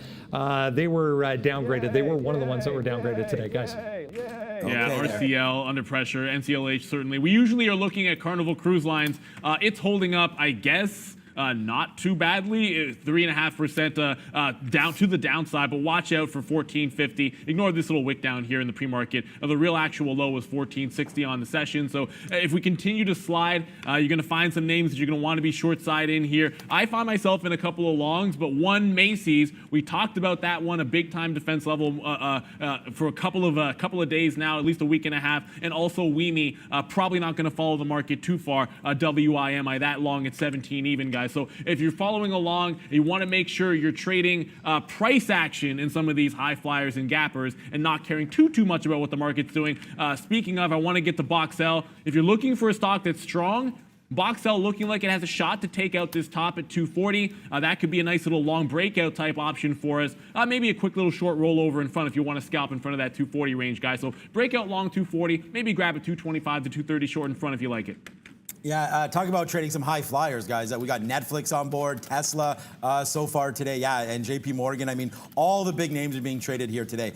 So again, thank you for joining us, and let's just see what does happen. My target here for Netflix is really just a break of 500. I mean, if we can break that, let's see sort of the action that comes from that on a 500 break. If it does break, we'll see some downside, obviously, through 500, and I just kind of want to see what it does when it does break through there. So that's the one thing. Let's just check out the daily here on Netflix. Yeah, I mean, a 500 break, probably, I don't know. I mean, what, that's 494 there. A couple jump off spots there. If we can get that, we'll take that, man. So that's going to be our target, 495, let's call that, on a 500 break. We'll take some 495s there on Netflix. Should be a good one there. We did also get an ask about our WFC target. I mean, we just continue to crush everything. I don't really have a target for WFC, man. We're in scalp mode. It's not, these banks really aren't moving. So if I can take 10, 15, even at the bottom side there, we're short 80. We got out some 60, 63s. Those are my targets. You can sort of see what's happening here. I would say 50 would be a decent target, but right now I'm going to be getting out of some more as we continue to go downside right now on WFC, and let's just take the 15 to 20 cent winners, guys. Sometimes it's easy. Follow me, and hopefully you'll be a little richer today than you were yesterday. What's up, Brendan, at the big screen?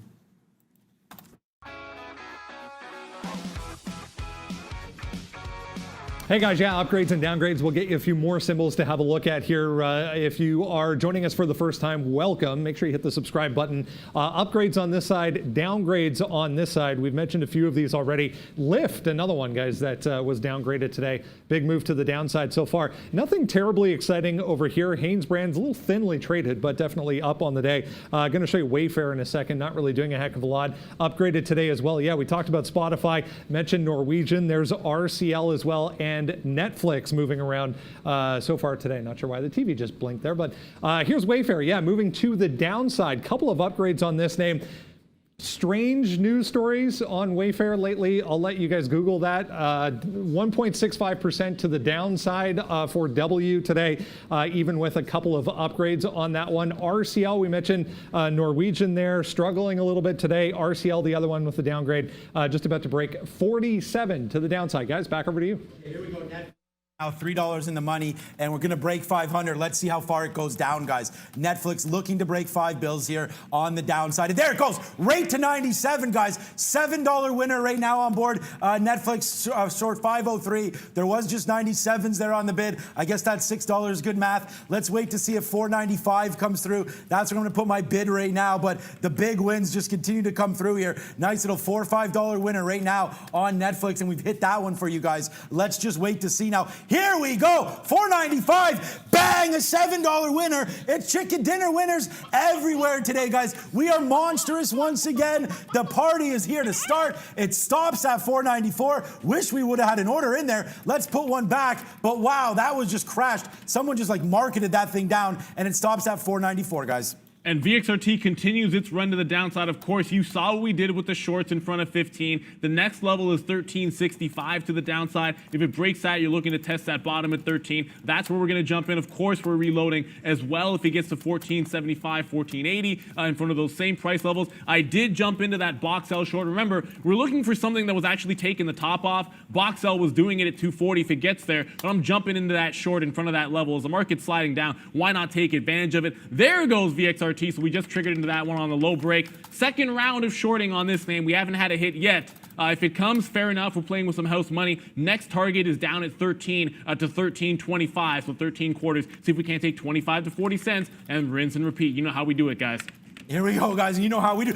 Bang, there it is. That's a $7 winner out at $4.95. Alley-oop, there we go. Nice little win there. Hopefully we can get some love on this trade, guys. Straight to the downside. Look at this Netflix. Bang, bang, all the way downside. We'll be tweeting this one out. Obviously should have held it, but whatever. We will take the $7, $8 there. We get out because it stops. Oh, my God. Still going down. Not a bad trade there, eh, Neil?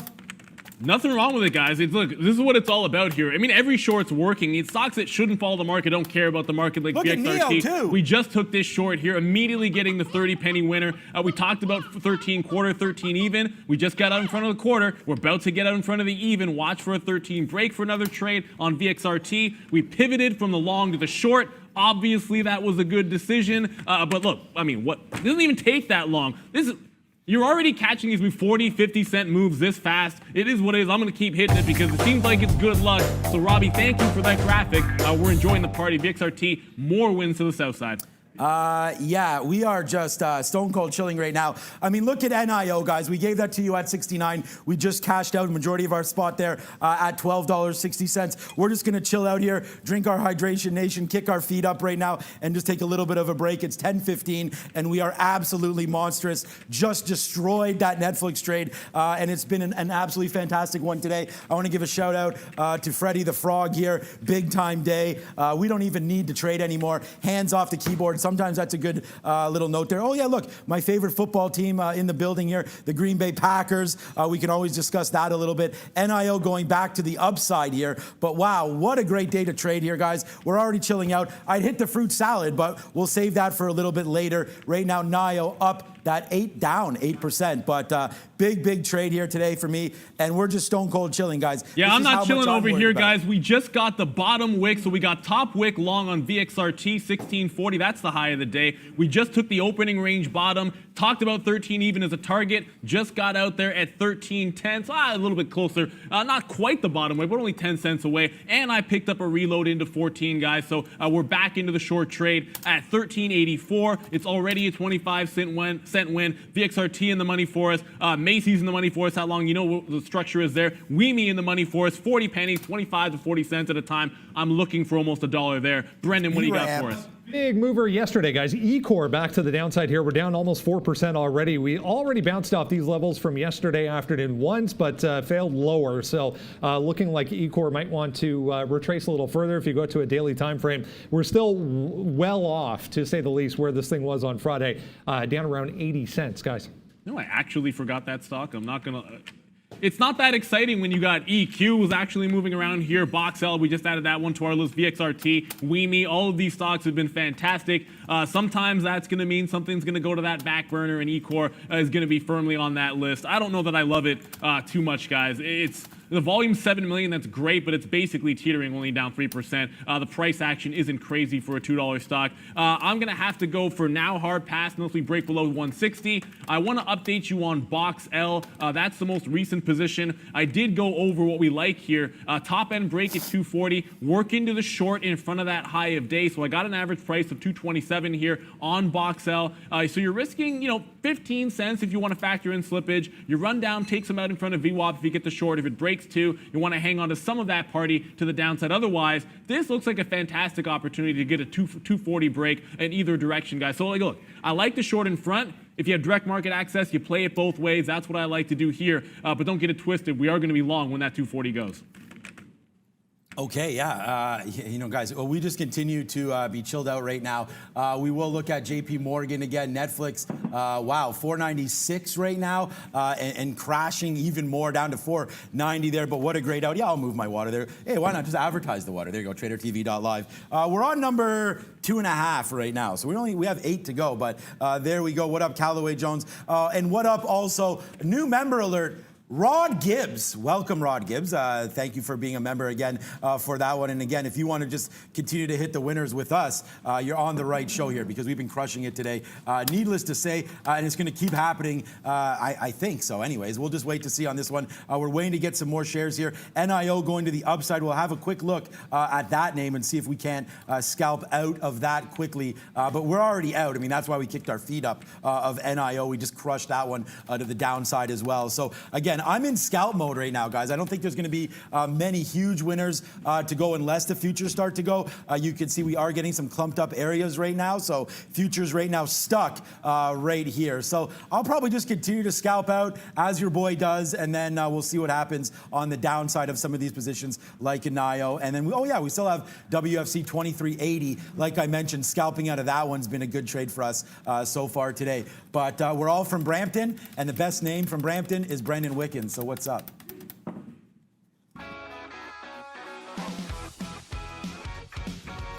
Yeah, strange how that happens. Little city, or not little anymore, I guess, north of the GTA here, guys. We are all three of us from Brampton. Shockingly enough, INMB, yeah, the big one today to the downside. We were talking about this a little bit. In the pre-market, 21 and a half. That wick news aftermarket yesterday was about 21 and a half. Failed up there early on, gave you a shot just as we cleared 21. So if you zoom in a little bit on this consolidation, 21 the level, consolidates below it, fails a couple of times to get back above that 21, gave you the shot at the short there. This thing went from 21 to $13 in a straight line. It actually just halted upside. So halted right now on a volatility halt to the upside back through 19. Huge volume coming in to the upside as well on IMB. So a good one to watch. VNRX we talked about as well. Tight consolidation around the $6 level. Consolidating below that. Sound like a broken record, consolidating below a significant level, give you a shot at the short. This is now at 380, so 580 to 380 on that one today. A huge opportunity on VNRX. This Workhorse, wanted to mention this, totally missed this one, but this was a line I drew yesterday. So, 1720 was a line I had yesterday. We came all the way up to 1718, turned on a dime. It's now at $15. So Workhorse, a great opportunity if you were watching that one this morning as well. Guys, back over to you.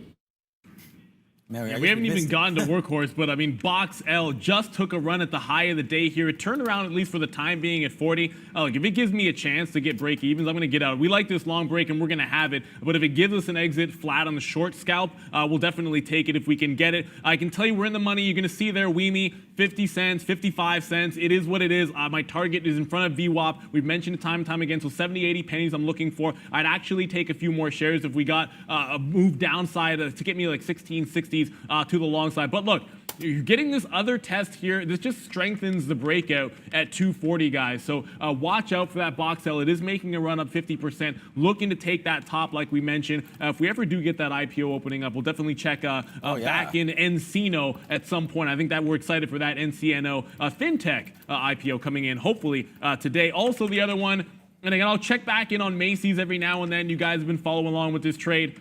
Yeah, you know, we talked about 650. We talked about the 635 hold. So, of course, that's what you're going to see. There's the reverse long in box L. See if we can pick up some more shares. We got slipped to 244. I'll see if I can pick up some 41s, pick some up if it failed breaks at 35 or so. But watch out for Macy's. And first leg out in front of high a day, we picked up 52s. The run usually is to about 85, so we'll look to see if we can't get about a 30-cent win on the entire thing here. But we're going to start with 10, 15, 20, 30, and buy on some more dips as we can get it in front of 635 on Macy's, guys. Look at the market going upside right now, so we'll wait to see if that one wants to continue on. For some reason, I have 2 shares of Luckin Coffee right now. Tried to go short there, didn't work. We just get out there. So Luckin Coffee right now near $3. So we'll take a look at that one. NIO, we're going to get out if it breaks 13. We're so small on this one. We cashed in here. It'll probably be a loser, net, all in all, but we'll wait to see here when it goes through 13. We'll get out. We kicked our feet up probably there and should have got out of the rest, but it's not a big position, so we're okay with that one. Other than that, man, I mean, it's just been such a monster day. Tesla continues its fall downside, as you guys can see, 1486. It actually touches down 1430. I guess I should be on this one a little bit more. Had no idea of these moves, but we get the high wick of the day here. In the open market on Tesla. So if anybody has any favorite video games out there, drop it in the chat. But mine is Street Fighter or Mario Kart, or I like 007, James Bond, for the N64. So GoldenEye specifically. GoldenEye, that's what it is. Yeah, GoldenEye. I love that. I love GoldenEye. We used to play that one to death, Neil and I and a few other friends back in Brampton, which now has 700,000 people and probably the worst traffic situation I know of. But I don't know, maybe that's changed. But okay. Nope. I can attest to that, and there has 700,000 people. WEME has one less person holding along because I just got out. I talked about getting out in front of that 18. We waited patiently for this, and again, when you're bottom picking, just as long as you have some rules that you can follow here, I love when you get a crazy wick to the downside and a sharp reversal off of the opening on WEME. It was already under pressure. It's down 30% right now. Then you get a high break, which fails at 19. We talked about maybe running into some trouble at 1950 and 20. I then get out at 1850, save some money. Then you get a higher low consolidation. We catch it on the way back up at 17. Not quite $1, but 80 cents is 80 cents. We'll take that. There's nothing wrong with it whatsoever. I think we get another shot to maybe long in front of the low. If you were using a stop at 1650, I think this time, if you like the long, you probably have to give it to the low of the day. I'm probably going to stay a little bit away from that one, given how sharply this retracement has happened, and it couldn't even test above 18 even. So I'm not done with WEME, but that was a great long trade. You don't want to throw away that profit. You've seen Sean kick up the shoes. It's not that we're going to stop trading. It's that you have to make sure you have a plan. This is a wild market. The opportunities are all over the place. So I love my Macy's trade. I'm going to hang in here with Box L. I took some out in front of 250. I'll load back in if I get the mid 35 to 36 range. And WEME's probably going to have to test all the way back to 1650 to sucker me into, well, not sucker me in, to drag me into a long trade in front of that low of the day. And guys, here's just some of the stuff. Follow me at Trader TV Sean. Also, good, some nice little love today, 50 followers. We just tweeted that Netflix chart here. We make some marks here where we go short. 508, the reason why, and this is why you want to follow on Twitter. I don't have a problem. You guys can put comments below any of these tweets and I'll answer them. Maybe not right away, but hopefully in the afternoon, sans meeting time. 508 here, all the way down. Get out before 500. Take a hit on a third. Let it reload itself downside. That would have been a better short, protecting VWAP, but we wait. for the ultimate break, and then bang, the cash down here, basically at the low of the day. I don't know which trade I'm more proud of, that one or Tesla, because Tesla, we get the high of the day there. Also, guys, a couple of highlights from yesterday. Wow, 336 plays. Thank you very much. Guys, we also have a link tree up here. And here's KO, Kevin O'Leary. Trader TV Sean, follow me also, guys, on Instagram. DM me anywhere you want, and I'll do my best to get back to you. We are looking for more trades right now. I love Macy's. That's sort of been a stock that I've babied a little bit as well.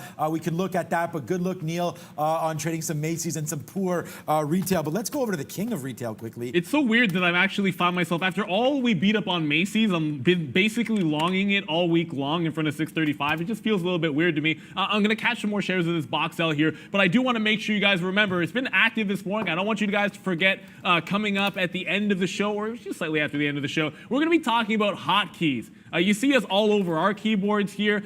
This is an important video, executing trades, unless you're doing it automatically with some algo trading. And hey, we had a great guest, Arnav, yesterday, who I think is the future of that. But either way, drop in, check out that video on our Market Wisdom page. Valeria's going to give it to you just before the end of the show. We're going to continue this series and give you all of the topics that you request. To the best of our abilities, guys. So make sure you tune in for that. And as always, look, if you got suggestions, just let us know about it. I just picked up that box sell in front of 35, like we mentioned. I'm going to throw a stop here in and around the low 30s.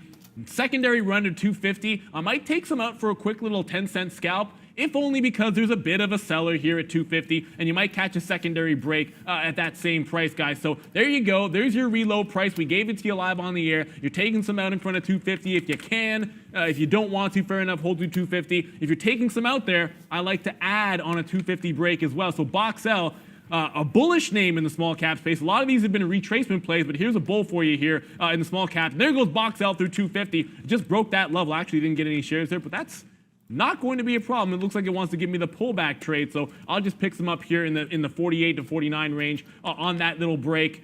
Box L, I love you. Thank you, Brendan, for this one.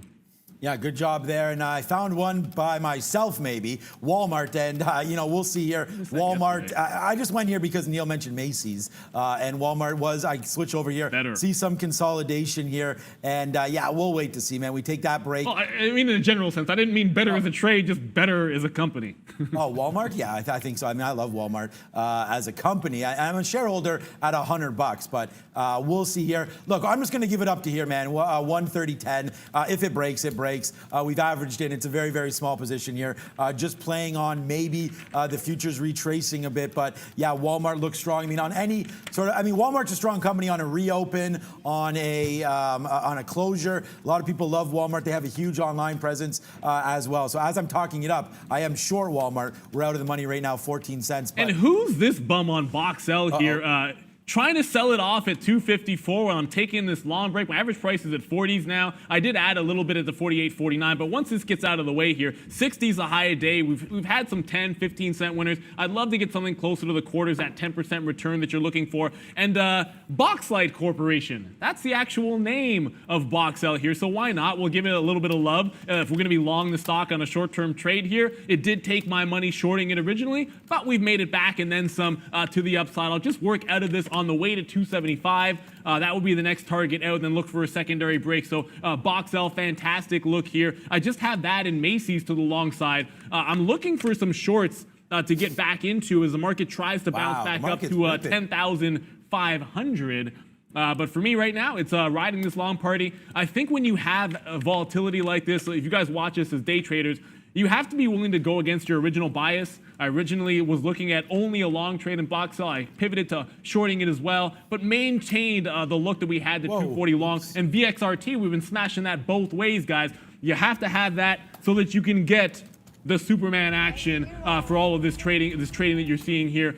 Right now, 242 to the long side, in the money 20 cents. I've taken out everything that I will until we get to 275 on Boxel. What's up, Brandon? RIGL, guys, we had a break of $4 there. Another flush through the low since the resume. So we halted on the volatility halt to the upside. So we broke that low on a decent volume spike there for RIGL. Mentioned this one earlier to the upside. This was COVID-related vaccine news as well, but RIGL looking to be done for the day possibly, guys. Yeah, every now and then I forget to put one of these names that Brendan gives us onto my list, and you pay the price. And if you guys are following along, when you see them drop in there, they'll go on that lower third. Make sure you're paying attention because the watch list is great. Following along is fantastic. Brendan's dropping real time. You're not going to get this type of real time news. We got that icon terminal. He's got it over there. You're going to see things drop faster than other traders were able to get, and this is all due to the work that he's doing. But we also need to get to our good friend Valerie, who's got something for us. Thank you, Neil, and hello, dear viewers. Guys, thank you very much for joining our membership. We appreciate your support and welcome to the family. If you want to be VIP on the chat also, you can join our membership at the link I'm sending on the chat or on our homepage next to the subscribe button. And don't forget to hit the subscribe button. Guys, again, we're just 2,000 subs away from 60,000. We're gonna reach it this week, and welcome everyone to the trading family. Today, we will post our next educational video about hotkeys, so stay tuned. I will be sending link on the chat, and of course smash the like button. Let's break all the records, and 1K likes is a must-have. So guys, hit the subscribe, hit the like, hit the join, and I'll see you later. Back to traders. Yeah, we'll take that 1K likes, hopefully. That'll be coming up very, very soon for that. We actually got into Walmart on the long side right now, so we're back long 130.20 right now after a double hit there long. So we'll see if this one can't make back what we lost on that short. So I go from bigging up Walmart when I'm short to now hopefully taking this long. We'll see if it breaks up through 130.50. We've already made back close to what we lost on this trade. So let's see if this wants to keep going upside. Look at the market, Rippy City here. Up to 31.54. Let's see how high it does want to go. But right now, Walmart will cash them out if it gets to the 50s, and then our ultimate target is all the way up here to high of day. We'll see if we can get that. But it's not a huge stock today. It's kind of not moving around, only 0.62. But the market just does turn green there. So nice little move upside here on Walmart. We'll look to cash them out very soon into the 40s, guys, for yet again another win. Yeah, I'm going to hit this one because I feel like it should have been done already. I'm really, really crossing my fingers that there is a baseball season. I'm a big fan. I don't know if it's going to happen, guys. But we're going to hit the home run. Box sell's not the best trade of the day for me, but why not? It's a good one. We can't talk about VXRT over and over again. 275 was the last target out. 242 was our average price. We did add on the break at 248 and 249. Those are the shares we got left. Just took some out at 271 in front of 275. So once again, you see how we like to structure that trade. I can't say this enough. Know where your counterparties are. When you get that high-end break on a small cap, like a 240 opening range break, it's kind of tops out at 947. You always want to leave some arrows in your quiver or some powder and whatever I don't know, whatever analogy you want to use. For when that little fail comes in and bounces back to 235, that was a pullback. We gave it to you. We added at that price a couple of times. So on the way up, you get a bigger winner. But then if it goes against you and you have to stop out at 25 or 220 even, you have a better average price in that case. And you lose a little bit less. Yeah, if it goes right away without any kind of a pullback, you make less money. But I just prefer to play it so I have multiple positive expectations there in terms of how it can play out. It's not always just going to enter at A and get out at B, especially on a small cap. Anyways, that's a little advice for you there on that box sell trade. Brennan, what do you got? Big battle going on, guys. PRCP right at $6. We've been here 3 or 4 times already. It's failed every single time. There's a seller, just keeps refreshing and refreshing. You get the idea. PRCP trying to get above 6 here, but looking like it might fail, guys. Okay, Young Fred. What up, Young Fred? Put you up here. Nice new member here, guys. It would be great if we could get a few more today. It's been fantastic. We called for members early, and yeah, thank you for all that love. Everyone that's been a member, we'll put you right up here, and you can show all your friends. $5 a month. I mean, pretty cheap here to keep this show going. If you want to see us continue, guys, please subscribe, be members, and show us some love on this page because we work really hard. The production team behind us. Also, all membership money goes to buying Valeria a mochaccino triple latte with vanilla sugar shots. It's literally just all sugar. And you know what? At some point, we need to get a shot of the production crew. We have people coming on all the time. One of the first things they will say is the high quality of the show, whether it's the look, whether it's how professional Brennan is, or certainly if you see that production quality and you love it, it's because our main men over there. And wow, of course I do it when Rob's taking a bit of a break, but we'll get a look for both of them, Rob and Lucas, who do a fantastic and bang-up job. It's just not just our mugs that you see here. We have an entire team behind us, and there goes box sell one more time. So 275 could be a second break for you. I'm long here at 249. That was our breakout, secondary breakout that we took. Of course, the reload was at 235. I want to get back over to the Macy's trade again. Every 20 minutes or so, I'll probably check back in on it. I did take some out in front of what was the high today, 665. It just rounded out in front of 675 as well. I didn't catch any more shares because it never dipped below 650. So I'll probably wait for these to get out at about 680 in front of that 685 target that we've had. And again, with this style of trade, it's a pretty simple structure. I start longing at 50 and then getting more shares in front of 635. You start taking it out in front of the next 15 cents up and then rinse and repeat until you get to 685 at the top end. And until that stops working, you'll probably see me do that on a daily basis. That's how my roots started actually as a penny stock trader a long time ago. You sort of found those patterns, found where big buyers and sellers were, and took advantage of them as you noticed. Brendan's got something for us. What do you have there, buddy? Still watching this INMB. Guys, just halted and resumed again on another volatility halt. This high from yesterday was 22.46, so we came up to 22.43 there, halted on the volatility halt, resumed, coming back downside now. INMB at yesterday's high now, guys. 1329. NIO failing off of that 1329 level there. So yeah, we'll look at that stock. Thanks, Brendan. Yeah, I was going to go long 1330. Should have reversed it to the short side. I was just thinking it could have some legs behind it if it did want to get going there. But now you're breaking VWAP back to the downside. So NIO, a decent little trade here, breaking down if you did want that. Maybe through 13. I kind of like the long though. But so we'll wait on that one and see if we can't get some love on that name as we go. But would much rather like a 1330 break to the long side right here so far. So yeah, guys. Oh, wow, Fastly moving down 6%. Plus That's allowed to go here. down? Yeah, finally. I mean, some of these COVID names are going to give back here. I see Chewy down today. I see Fastly down today. Although it was up nicely at one point. Well, I guess that wasn't really up. We closed yesterday around here. 82 goes to 85. Okay. And now coming back down off this VWAP retracement. So let's watch out for Fastly here. See if we can't make a move off this VWAP. If it does come back, we'll look at this a little bit more coming up, guys. Yeah, if you guys are hunting for stocks that are relatively strong, this is not going to it's not going to blow you away with the volume that it's done. But for those of you that can't afford Amazon, watch out for Zebra. I actually see it up 2% despite this pullback in the market. It's been sort of one of these strong names here. They do those like handheld scanners that obviously are in use for Amazon. But hey, they expanded to further testing when it comes to like the temperature checks, whatnot. So they're expanding their sort of universe, I guess you want to call it. I do like this one in front of this 250 range. You are seeing a nice upward trend. It's a little bit cheaper, of course, like I just mentioned, than an Amazon. As a day trade, it might not be there, but it's looking like a fantastic opportunity if you can't afford Amazon in front of 250. I am liking this one. I just missed an opportunity, it looks like, in Boxel. Now, I'm out of just about everything on that move to 275, but it looks like it pulled right back into that original range. I still have a stop here at this little bottom at 233. I'll probably pick some shares up one time in front of it. And then if it can't hold that price, 230, low 230s, we'll be done with Boxel in the short term. Great break to the long side. I won't rush into a short, however, until maybe it tests a little bit higher past that 250. But here comes the reload. We'll be one and done, I think, on this reload. If it can't hold this 230 here, we're probably out of this one altogether. Boxel been a great party so far. But I do see that screen in front of me as a bit of a mixed board. I think we are ready to go to our good friend Brendan Wickens. Time for some sector watch.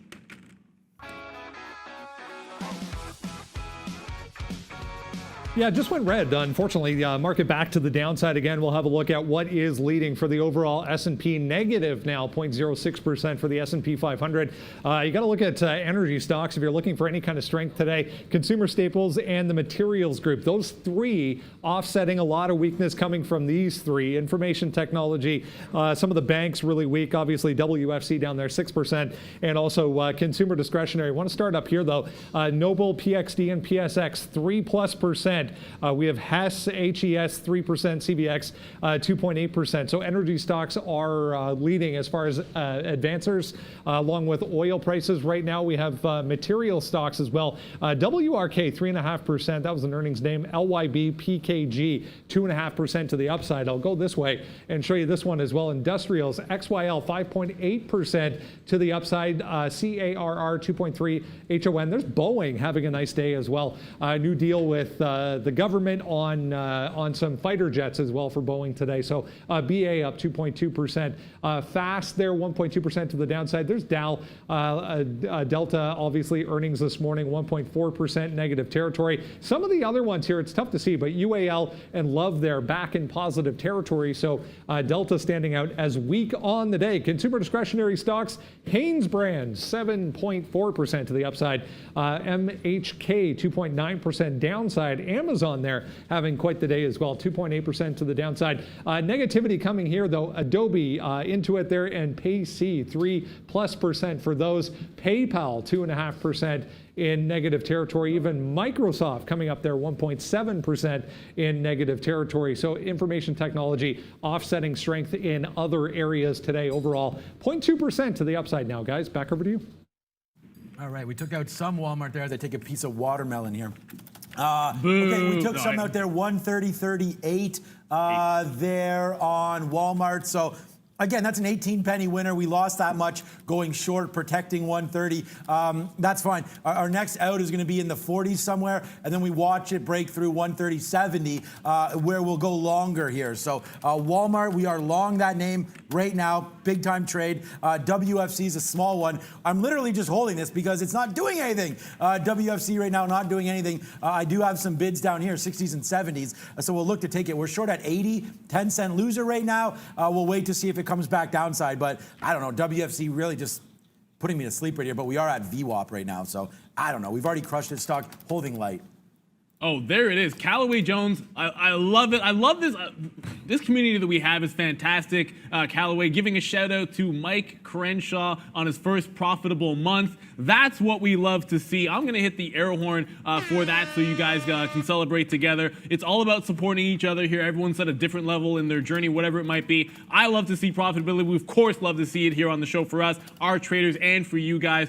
So a big shout out. I love that you guys are giving each other love. I want to update a couple of positions here. One of them is BoxL, which is this rollover that's happening is looking, rather, a tiny bit strong. We did reload, of course, at 35 here. We talked about that price and sort of a line in the sand in front of 30. If that goes, I'm going to step away from BoxL. We have our stop in, and it's ready to go here. Once it breaks, I'm just going to trigger out of this one. I don't love how sharp the sell-off is without a pullback. If we can hold, great. I'll probably take a bunch out in front of 250. It looks like the day might be not done with this, but the top side break that happens at 275, sometimes you don't see it again until the afternoon. So file that one away. Even if we flush out here, if it holds $2, you're going to be hunting for that 275 at 1:30, 2 o'clock. You see us talk about this over and over again. Just because we come off the air at 12 doesn't mean there aren't things to play, and we give you those levels to follow for the future as well. Macy's in the money, 18 pennies, ho-hum. I'm looking for about 20 to 25 on that leg and see if it can't get to that 685 magical mark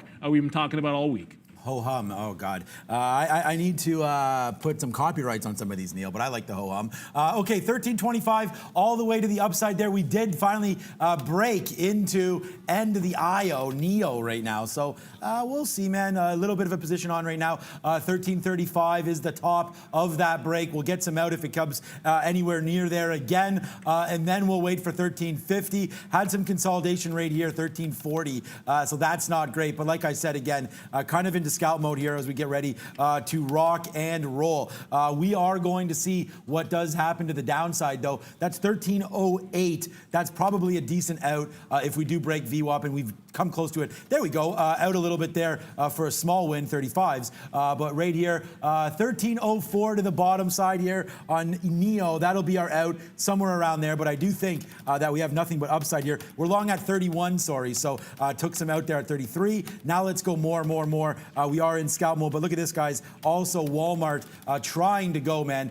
It get as high as 43 there. We're at 45, waiting to get out. So, ho-hum. All right, go to the upside. I love the ho-hum, but I'm loving this INB that Brendan gave to us. Watch out for 24 taking the top off. It has a couple of halts to the upside, but the next leg will be breaking the high of day. Pre-market top break was $1 lower, but looking to take the lid off on INMB. I'm going to have that one if it breaks. Brendan, what do you got? I'm not seeing any headlines on this one today, guys, but lumber liquidators, huge technical break. If you look at the daily time frame here, 1450, nice move all the way up to $16 in a straight line. So decent volume, trending move for LL today, guys. The liquidators are in the building. Okay, come on, Walmart. I'm in the 40s, and I just told you where I was at 45, so let's wait to see if that can get going here. Yeah, end of the IO keeps bouncing off 35s there, so I don't know. I don't want to take out a 4-penny winner. We are hoping for some more, so let's see if it can't crack through right now through 35. These are the only positions I have on, and then of course Wells Fargo, which I may just get out of this one so I don't have to stare at it anymore. But Wells Fargo right now, that one's out of the money, 10 cents. Not a great trade, but we are waiting for NEO to get going here, and then Walmart. Finally, we're right there, man. Just a little more push, and we'll get out of this one. As the future's coming back down, maybe I'll get out of a little bit more now, as I don't need to hold too many longs. My two biggest positions right now, Walmart and NEO, and both to the long side, guys. Just jumping back over to Boxell, we did get stopped out here. Just want to update you on that. So that last little long is going to be a flush down the toilet. I mean, if we're going to lose 5 cents and be... I'm not going to be upset about it, but I got to hit the flush at some point today, and I'm reserving the right to use it right here, even if it's a small hit. Boxell, I'm not going to be done with this name. We sort of covered our expectations here. If we get a further dip to the downside, watch out for a $2 even. If it holds that, nice little base for a long back into this range at 235. A 275 break could be in the cards. INMB just ticked in here, so it continues to try to march through the high. There's a 24 break. Now, this is a stock. It's a $24 name. It was $8.85 yesterday, so you kind of throw out the regular ranges in terms of how far you're going to give it, because this one's going to move more than a couple of dollars at a time. The next level down in terms of support is literally $20.50, or you're maybe looking at 22, so you got to give it a couple of dollars here. You're looking to see if it can break 25 even. If it does do that, certainly plenty of room to the upside. This is what parabolic moves look like, guys. So 22.50 is going to be that level for me. If it can't hold that, no mas. We'll be out of that trade and hunting for the next one. But first trade in on INMB. Did we wait too long? I don't know. Brendan gave us this one, I think, before that second halt, which would have given you a couple of opportunities. We're trying 24. We're trying 22.50 long in front of it, but my out is at that 22.5. Yeah, I'm just getting everything locked and loaded here with Greg. We are going to have Greg come on the show here soon, past 11 o'clock. Of course, bang, there it is. It's a chicken dinner winner. Your boy is back on End of the IO, was organizing like a producer the show here, but we're going to go to the upside now, and here we go. Big time win on this name, and I want to thank Brendan and Greg for getting that done. Hopefully, we'll have them on soon, but here we go. Big time move in NEO, guys. Upside move. Let's go. Getting some out right here, 40, 42, 43, 44. Just continues to make moves upside now. We just did get into some more shares there, so we'll see about that. And oh yeah, by the way, Walmart is in the building. There's another home run. Nobody can stop me here, guys. We just keep hitting this. Win, win, win, win. We go short here, get out of our short, reverse long, and here we go, guys. 50-penny winner on Walmart, still moving to the upside. I don't know, like I said, this trophy won't be getting taken away from me anytime soon, but I hope that you guys can, because if you're having a profitable day like I am, that's big time, and that's what we want from our viewers. But look at Walmart, keeps on going upside, guys. INMB is going to be a flush, but we're back to the party in VXRT. We've been patiently waiting for this to get back to that 15 area. You saw it short it multiple times. I wanted to see it test. It did test that price one more time. We just shorted it in front. I'm going to reverse long when we break 15 at some point, but it ain't happened yet. 1488 to the short. We'll see if we can't take some out around VWAP, extend into this 1420 range. I don't make 420 a number. It just kind of keeps showing up on that chart every time I do look. So back into the party in VXRT after a little bit of a hiatus on this name. Look, you got to look at this level at 15 and say to yourself, if it breaks, we're looking to see if we can't test back towards 16. We managed to get bottom wick here on a short, top wick here on a long, and now we're looking to see if we can play the inside of the range around VWAP. Already in the money here, only two positions on. Of course, we got that Macy's as well, which we're going to hang on to for dear life as long as we're holding above 635. Target still 85. Nothing has changed on that trade. But VXRT, short in front, watch out for the break long at 15. I think gives you a nice little 50-cent win to begin with. Yeah, Greg coming on 11:05. Thanks a lot, Greg. The training manager here. So I hired Greg a hell of a long time ago, and now he's the man. So good job there for Greg. He'll be coming on, guys. We'll see if we can take some questions, maybe questions back and forth with Greg when he does come on. That's going to be on in about 15 minutes with Mr. Wickens at the desk. So that should be a fun one, needless to say. Okay, Walmart, we have that on. Oh, by the way, WFC home run time comes all the way back, and we get out out for flat, but it's been a home run on us today, WFC, and then we'll just celebrate this 40+ cent win there on Walmart. That's good to go. And then NEO, we told you it was hammer time right here, and that's exactly what it was. We get in, and we get in again more, and now we'll see how long this one wants to go up. But if you haven't followed me yet on Twitter, guys, I'm going to be posting this up very, very soon. 4,600, nah, we're not there yet. Let's refresh and see. 45.51. Let me see some love on Twitter as we continue to go up. Also, guys, hit that subscribe button if you can. We have a new graphic. Why don't you throw that up there, Rob, if you can soon. We'll put that up. Hit that like, hit that subscribe. Okay, it's not coming up yet. I'm going to do coming up then. Coming up after the show, guys. Momentum trading and hotkeys. You've asked for it. We delivered it. So if you want to know about some hotkey trading, what you need to hit, what you don't need to hit on the hotkey front, that's coming up straight after the show at 11:55. But right now, it's Money Talks with Brendan Wicken.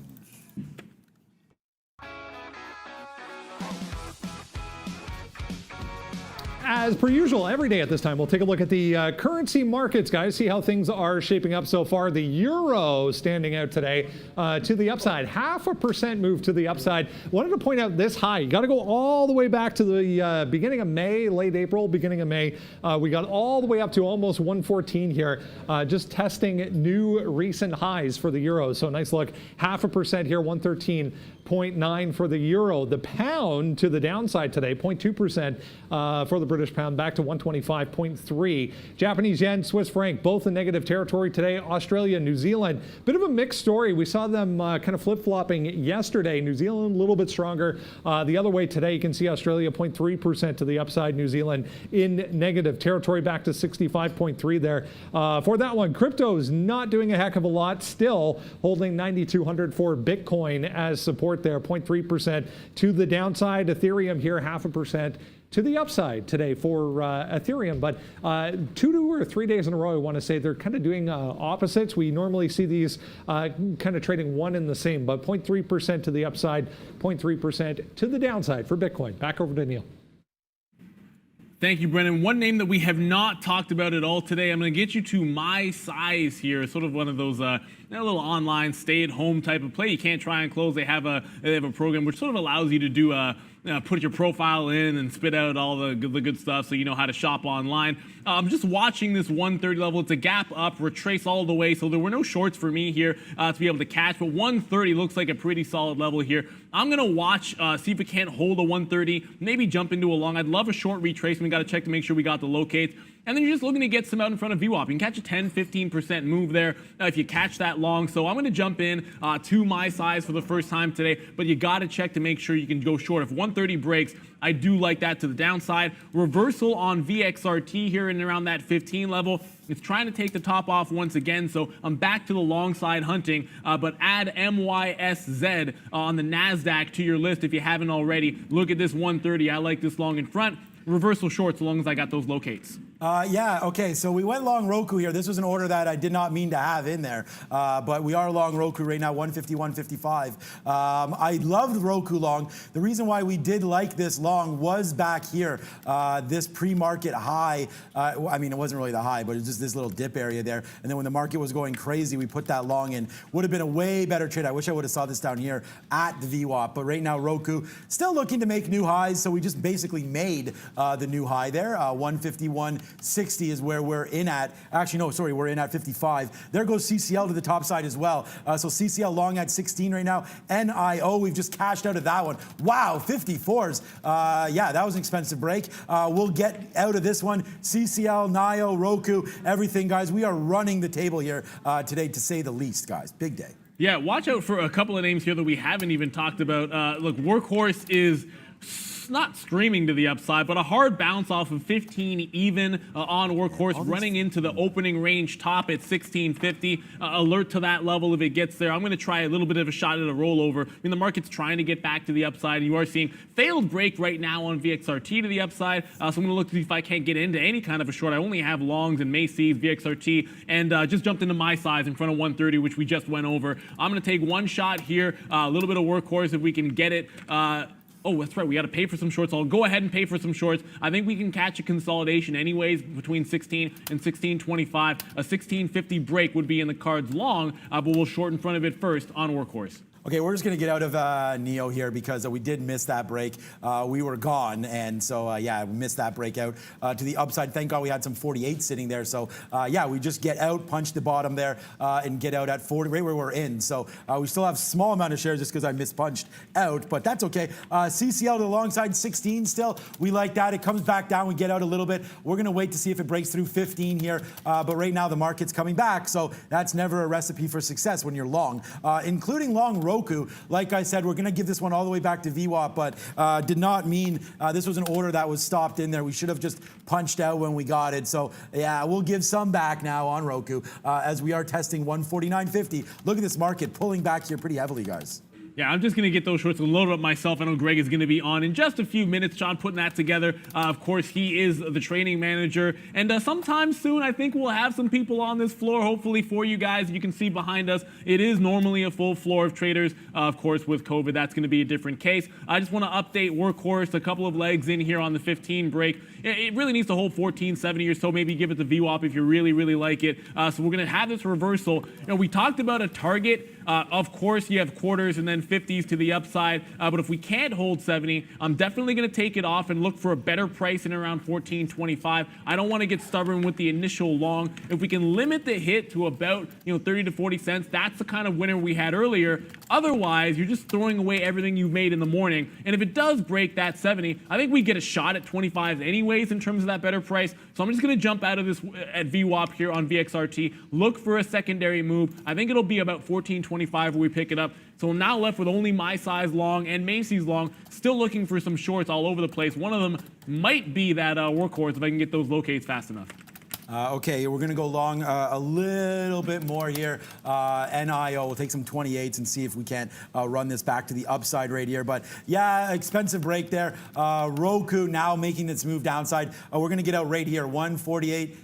Did we just get out? Yeah, 148.60 there on 47.75 there on that drop. So now we have a small position on Roku as it's breaking. So we got to stick with our rules, and there it is, flush down there. But we'll wait to see here. I'm not afraid to take more long on Roku. We have dumped Roku early in the past, and then it's ripped up against us, or I guess not against us, but for us off that. So we may have just got bottom wick there. So let's just wait to see what does happen now. More upside here, hopefully coming on Roku, as we still have a little bit of shares. So we need this one to go, and I think it has a chance. So we'll see if it breaks back through VWAP once again. If not, if we take out 148.50, then we'll get out of the rest and see how that works out. But CCL, again, back down to $15 here. That was a bad break, again, near the high, but that's okay. We've done really well on CCL. Given a little bit of money back here as we come near the close, guys. Not the close, 11 o'clock HFT hour. Yeah, it's all about that HFTR. You know things are going to slow down a bit. That's one of the reasons we take it out on VXRT at 70s and then look for maybe a better entry on that long.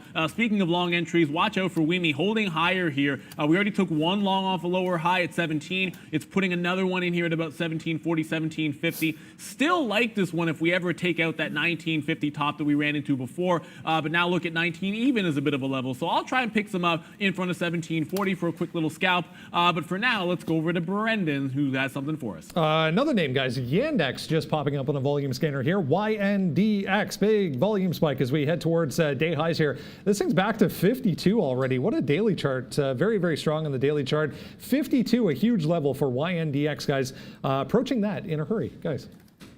Yandex, yeah, good little Russian oil company right there. Our NIO, we go along to our 28s.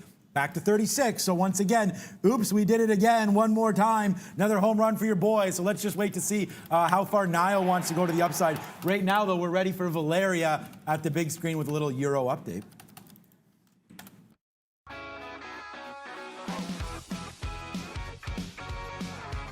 Hey guys, welcome to the European update. Europe is in a negative territory today. Britain is down 0.15%. Germany is down 1.14%. France is down 1.24%. Spain is down 1.33%. and Russia is down 1.23%. European stocks were hit by a sell-off today in technology shares. Though Swedish technology trading group Tech added 5% today. That's all with the Europe, and I'll keep you updated. Back to traders. Wow, this EQ is absolutely insane. The pullback so far is $8 from the top in the pre-market action. It got to $30 in the afternoon in aftermarket play. Just if you're looking to bottom pick on EQ, it's starting to get into some interesting levels. I'll throw up the 5 minutes so you can get a better idea of what we're talking about. If you look at the afternoon breakout that occurred in EQ, it's right in around this 1375 that we're trading at, and then you had a bit of a floor here at 1140. So look for some chop inside of that range. If we hold this 1375 area, bounce back to the upside, great. I'm looking hopefully for us to trade through that, and then look at this price level I like a little bit better in and around 1150, guys. So watch out. EQ, huge retracement, could be running into some floor at some point in the near future, maybe during lunchtime. I saw someone in the chat asking about HFT. I see it. This is what I love about the community, guys. You're giving the answer there. High frequency trading. We only call it the HFT hour because from about, call it now, 11 o'clock to maybe 2:30, sometime maybe 1:30, a little bit earlier than that. You do see a lot of the trade become heavily algo related or algo driven. Can be difficult for day traders sometimes, depending on the style of trading that you're going to be doing. Some people like to back off risk. You'll see us take a few less positions. I'm only in a couple right now. We'll maybe take less risk. Just adjust however you find accordingly works for you guys. That's what it's all about here. Adjusting to market conditions and making sure you have an overall plan. I want to let you guys know coming up in under an hour, actually, right now, we're going to have another in our momentum trading series here, and that's going to be on hotkeys. You see us frantically hitting ours all the time. We have routing keys to make sure you have access to liquidity, how to get in and out, what's the best way to do it while momentum trading. This is what we're going to be dropping today. As always, if you like any of these topics or want to have some other ones done, just drop a comment either in the video, tweet at any of us, or throw it in that chat, and we'll get those to you as best as we can. Like I did mention, I'm now looking at EQ. It's holding so far that 1375. If it rounds back to the upside, one of the things you can also consider is a potential break back up through about 1450. Otherwise, looking for that 1150 to get tested in the event we take that bottom off, guys. So EQ back on the radar after somehow missing out on an $8 move on the retracement. I'm usually all over those. Not today on EQ. Yeah, EQ, haven't even looked at it yet. We have a lot of positions on, including CCL right now, including NIO right now, NEO. Look at this little pickup here. We've been absolutely, this was a short. Any of our purple buttons here, if you see purple arrows pointing downside, that's, I'll open this up. That's a short, so covered that. Go long again, go long again. So now NEO has been obviously a big winner, but we got to make sure that we don't get slaughtered here. So that's why we keep getting out of this one. My next out's going to be at 40, which is right here, and bang, there it is. So a nice little, again, nice 14, 15 cent winner. Back to the high side here on NIO. Yeah, everything turning up this guy right now as we continue to go upside here. NIO, nice little win, backside. And again, we get flushed down, we take out a little bit, and then we reload. So there you go, guys. We reloaded on that one, and we get an alley-oop here from the market as it's starting to go upside again. Walmart, nice little 35-cent win, still on board and still crashing to the upside, going to the upside right now. We are getting ready to have Greg on board. A lot of you may not know him, our trading manager here. And again, no one on the floor, so I pull him aside, and he's more than happy to come do this. So thank you for that one. But NEO rate upside all the way to 40 and change. Our best out there was 41. Should have got them all out instead of talking about it. But here the market comes crashing back down. Yeah, I'm not sure. We're going to be ready in just a couple of seconds here, but I just want to give you a quick update on a couple of names here. I want to go back to the new position that we had, of course, in my size. Anytime I see this kind of action, you get a pre-market low that holds, you get an opening range low that holds again, and then we get some consolidation at this time of day. Yeah, we love to short it if we can get that break of 130. That's great, all well and good. We're going to take the long trade into VWAP in 150 if we can get it. Watch for a secondary break, not at 150, but at 155 if it ever gets that high. We'll be out of this initial long and looking for a second play on my size here. It's up 15%. The volume's at 7 million shares. It is sort of teetering off, so we're going to patiently wait this one out. It's a very low risk type of trade here along at 134 in front of that 30 break. but if it gets going, watch for the fireworks in either direction. I like to play it both ways if I can, off a key pivot area like that 130. But Sean teed it up. We are now ready to go to the desk with Brendan and Greg McEwen.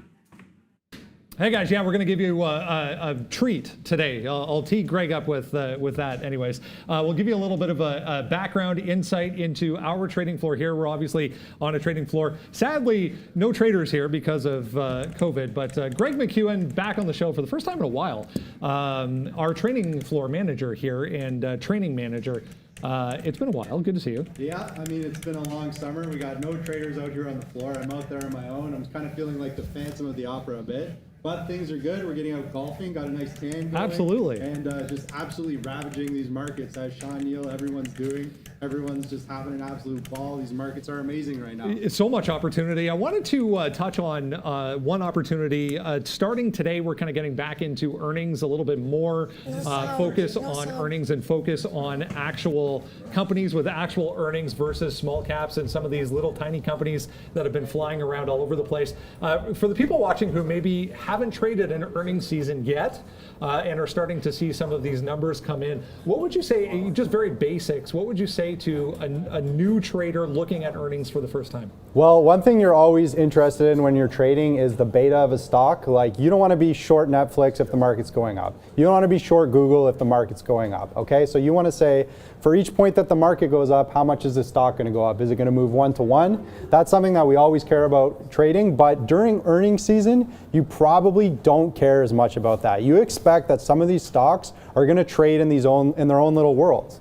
Okay, so I might actually take a counter trade in Apple, in Facebook, in one of these big cap index leaders that typically don't move differently than the market. You can go counter the trend of the market. That being said, I always prefer to be in the same way that the market is going, but expect these stocks to trade in their own little world a little bit. And the catalyst there, I think, is the key, that having that extra piece of news or that extra momentum pushing the stock one way or another. I just brought up JP Morgan. I mean, we were just saying before we came on here, it hasn't really done much today. Obviously positive earnings, but I think a good example here, guys, if we can show, positive earnings, so a little bit of a gap to the upside after the earnings report. You get the initial move higher, but then immediately flushes as the weakness comes back into the market. So it's tough to have a directional bias on some of these, even though the earnings are better than expected in some cases. Maybe touch on a little bit. I mean, we're outside of anything that's normal these days, right across the board. But as these earnings continue to come in, what can we look for as far as opportunities? You see some of these giving you a quick, scalp here or there at the open, but then not really doing much today. Yeah, I mean, some of people have called this like the most unordinary interest or earnings season of all time, because a lot of these companies just aren't making any money. So then the analysts are like, okay, we're going to value this at 2021 numbers, or we're going to value this at 2022 numbers. So EPS is generally the biggest figure that you're looking at, which is of course earnings per share. Perhaps that's not going to be as important right now during this earnings season, simply because a lot of these companies aren't making jack. Yeah. Right? Or even losing money. So what you're going to want to look for is the sentiment that these CEOs are striking. So I think the strength of management is really going to come and play in. Like, do they sound upbeat? Are they optimistic about the future? And a lot of these companies, they have metrics that are somewhat new and perhaps haven't been used that much before. So you look at in the social media space, for example, they have monthly active users is a big figure, and then you're going to be looking at subscriber growth. So, I don't think it's going to be good enough to just look at the EPS headline and then make a decision about which way you want to trade. And just pay attention to the market. Like, are people buying it? Are people selling it? Because we've really had retail expressing their trades in this market in a way that we've never seen before. And that's a great tee up to our next point. We want to give you another resource, guys, that you can use on a daily basis and has become more prevalent over the past month or two, and that is Robinhood. We've seen this huge surge coming from the retail side of things, and especially from Robinhood when it comes to new money and new retail money coming into the market. So how did you find Robinhood's site as far as using it as a source, and maybe just explain your thoughts behind that? Yeah, I mean, I was on the golf course one day here in Toronto, and we were at City of Toronto golf course and talking to another trader, and he was telling me that Robinhood actually has an open source data platform where you can see who is buying and selling what stocks within a 1 hour period, okay? So every day in the morning, I'm coming in and I'm looking, what has retail done in the first hour? What are they buying and selling, okay? That's a way that you're gonna get in a lot of these stocks early, okay? For example, the electric car space, been blowing up. Tesla's been by far my best stock this month. And not that you don't know about Tesla, but if you look at some of these other plays, Workhorse, Nikola, okay, it's going to be a good way of getting on some of these plays early before everyone else. And I particularly like the popularity changes part of Robinhood. And we can show that, guys. I have it up on my screen here if you want to throw that up. Yeah, it's robintrack.net. It's tough to see up there, but robintrack.net. And then you just click on this popularity changes tab, and this will bring up this screen. And so this is what I like, right? I mean, obviously, we all know about Tesla. But we haven't, I don't know what RIGL is. I haven't had a chance to check this morning. EQ yesterday went from about $10 a share to $27 a share. Maybe you missed that move. Maybe you didn't see it while you were trading. This is a great resource to see what other people are trading. And let me tell you another thing. If a lot of other retail traders are trading this name, the difficulty level goes down. Okay? The hardest stock to trade is the stock that's like blue cap, moves in a few pennies a day. I think Neil yesterday said that he won the gold medal for making money on Pfizer. Pfizer is impossible to trade, okay? Jump into some of these weird names. It's just time to trade some weird stocks sometimes, Brendan. Yeah, we saw that story Sean touched on at the beginning of the show this morning. 10,000 retail Robinhood accounts an hour going into Tesla yesterday. So there you go, guys, a free resource for you. Throw that one into your favorites, bookmark it if you would like. Check that out. It's a good place to find what is in focus or what is hot on a daily basis. Thank you, Greg. Much appreciated. We'll send it back over to the guys. All right, so guys, there, let me know how I did on my first producer role there. And thank you, Brendan and Greg, for putting that together. Fantastic. And that's the thing, when you have talent like these two guys, easy to put something together. Thank you so much. Robintrack.net, I believe. So good little resource there. We get them from Brendan, but that is a good spot. And yeah, RIGL, names like that maybe you never thought of. Great spot to find out more and more about what's happening in the wonderful world of retail trading. We did smoke again. We talked about hitting NEO again. There it is, bang, out there. Our last 10% we lose on. Then we hit it again and go upside for a nice little 10-penny win. So yeah, we're pretty huge everywhere right now, guys. And the fun just keeps on happening. Northbound trading, southbound trading, everything today. CCL is the trade that we have on right now. That ain't working. If it breaks through 15, we'll be out of that. But look, we're huge today. We've been sort of trading pretty lightly. I'm waiting for something to happen. Netflix has been destroyed. We absolutely I mean, look at this one, guys.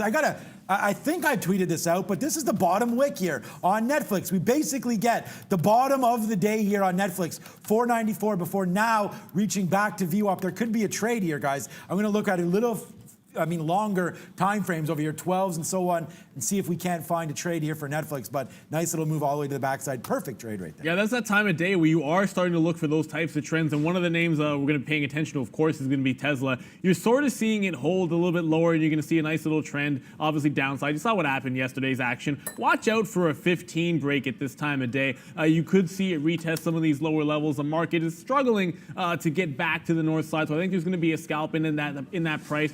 Whether it's going to happen now, a little bit later on in the session, I think it's going to be worth a look.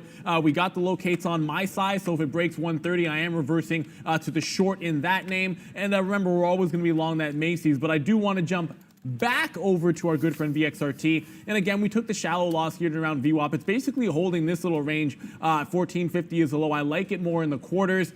Inside here at this time of day, you get that sideways action, and Greg did a fantastic job talking about counterparties. When you're trading this chop in here, it's going to be all the algos just sort of chewing you up and spitting you out. But if you catch a break outside of this, maybe it's down to that 14 quarter or so, maybe it's an up break at 15 quarter outside of that dollar range, we'll be back involved in VXRT. Otherwise, just playing the perimeter. But Brendan has something for us. What do you got there, bud? Just wanted to reiterate that source, that robintrack.net, guys. This was a name any in the 3D space. We were talking about that WIMI over the past couple of days. This is another one in that 3D 3D space, completely fallen off the planet today. Was on that list going back 2 days ago, doing extreme volume. Relative volume was through the roof. Gone today from that list because only 300,000 shares. So same as that WIMI, but no one focusing on it today, again, because a lack of volume, guys. So ANY, you can see on the daily time frame, went from $3 all the way up to $5.75. We're back to 4 now on that one, guys. Yeah, and you said it right there, hit the nail on the head, volume. It's all about that volume. Just because something shows up on a tracker or pops in with any kind of alert at a key price, if it doesn't have volume, I don't know how heavily we're going to be involved in it. I'm just watching it.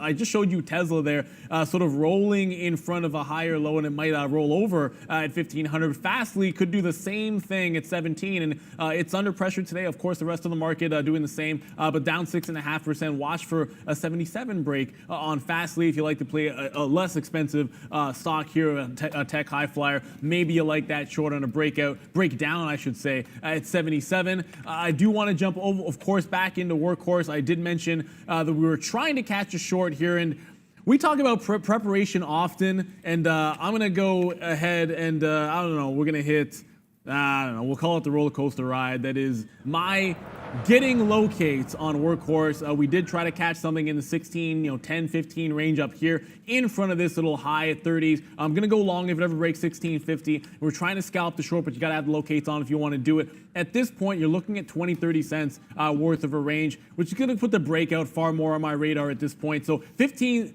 to 30 is the first leg. 16.50 I like much better. You can try grabbing something in around VWAP if you think that's going to be the trade for you. I don't want to step into that one with Workhorse. I'd rather play for the bigger afternoon move, which I think could come into play on a 16.50 break. One more before I jump back over to Sean. ALT is a name that I haven't traded yet today. But we are looking at another push to the upside on this one. There was significant volume on a 28.50 break. If it ever comes back down into that price, I'm going to look to pick some up. But first stop would be 29.25 on any kind of a pullback. And then you're looking at $1.50 type of moves on this $30 stock. So LT is back on the radar. Yeah, it was a great break of that opening, sort of high opening range, 28.25 break. Gave you $3. I'm now looking for a pullback, a couple of dollars here, see if I can join that long party. I was talking about Fastly through 77, but yeah, like Neil said there, hasn't hit yet. So we'll wait to see if that one comes through on a market move downside. I like 511 up here on Netflix. So if you're looking to get into something with me, probably be that. 511 break. I think I put in, let me check my stop order here. Yeah, more like 511.50, 511.75, 512 actually, rate to the upside here. So Netflix making a move now as the S&P 500 now making that move back upside as well. The only positions we have on is Walmart. That's been a good stock for us, so we'll floss that off for us. We go short, but then we capture a nice little win there. It doesn't break the day's high, as you can notice here. And that's just an education thing, guys. We get out here at 61.62 because the high is 69.70, so we do expect it to bounce off of that, right? So there you go. That like a glove right there. Textbook trading right there on Walmart. Should have got out of it all, but then it falls back down. We get out some at 50, and now we'll wait to see if it takes out this bottom here, 130. And if it does, we will get out there 130.10 or so on the out of Walmart. We're long at 130.20, so we'll just wait for 130 here. That's where VWAP is. But what's up, Brandon? Yeah, Sean, you mentioned the overall market there starting to tick higher a little bit. Some of the banks trying to lead this march back to the upside. WFC here, nice little break back through 24, still down 4.5%, but volume coming back in on the buy side for WFC. Check out XLF as well, the ETF, starting to move back to the upside, guys. Yeah, I missed this break here at 24.25. Thankfully, on WFC, it actually gave a little bit of a pullback. You have a couple levels here. The opening range break was 24.25, like we said. This level to the upside was at about 9.50. It got you to 25.15. I like to pull back all the way into 24 even. We're going to load up to the long side on a break. Now that some buying's come in on a big volume spike, we literally just mentioned, if you want a move to happen now and dig into something at lunchtime, make sure there's some volume behind it. So I'm playing the pullback to the levels that we liked before. I did miss a break up, but sometimes it comes back to you and gives you your entry. Watch out for 24 in VWAP, but I'm long here at 24.18. See if we can't take some out on the way to 24.50, and then hopefully test some of these highs. Throw out this little wick here we're going to ignore. It did not get to 25.40 in the pre-market at 8.39. That didn't happen, guys. So throw that out there. We're looking more at these consolidation levels, 24.50 first stop, and then 24.80 after that. But Valeria's got something. What do you have for? Thank you, Neil, and hello, guys. I hope your trading day is going well. And guys, I remind you, we're just 2,000 away to reach 60,000 of subscribers. Our trading family is growing so fast, so please hit the subscribe button if you haven't yet. And you also can find a join button next to it to become a member and be super cool on the chat and support us. By the way, thank you very much, everyone who joined our membership. Hope you enjoy to be cool on the chat. And guys, please hit the thumbs up. Like 1K is already our tradition. Let's break all the record. Just hit that right now and support the show. I'll see you later. Back to traders.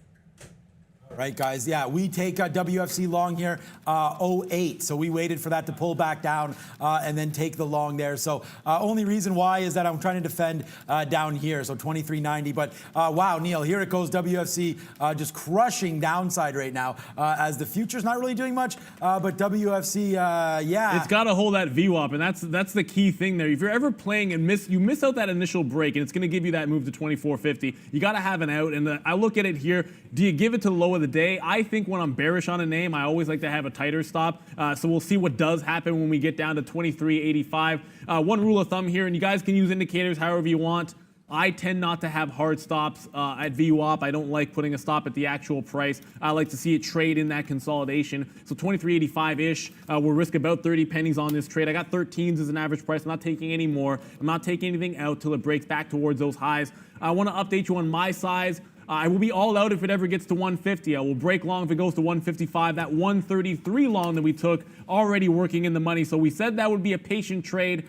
We're sticking to our guns. We could have that one almost all day to get that 10% return we're looking for, but it'll be worth it if we get it, so nothing wrong with that. But Wells Fargo really needs to hold that 23.85 range. Otherwise, we're going to throw away the money we made shorting it with this long. Yeah, guys, and it depends on your share size. I had to get out there. I cannot afford to hold it there. Trading, I think, probably a few more shares there. But now it's going back to the upside. So I think I'll get in if we can break back above 24. But this guy can't hold that. What up, Beat? Little vaccine news, guys. We were talking about Moderna early on today, but mRNA out with more here. They're saying their phase 3 trial, so phase 3 clinical trial to take place in 87 locations throughout the U.S., going to start on July 27th. So phase 3 coming July 27th for Moderna's vaccine. Not really making a heck of a lot of movement on that news, but ticking higher here up towards 75 again for mRNA, guys.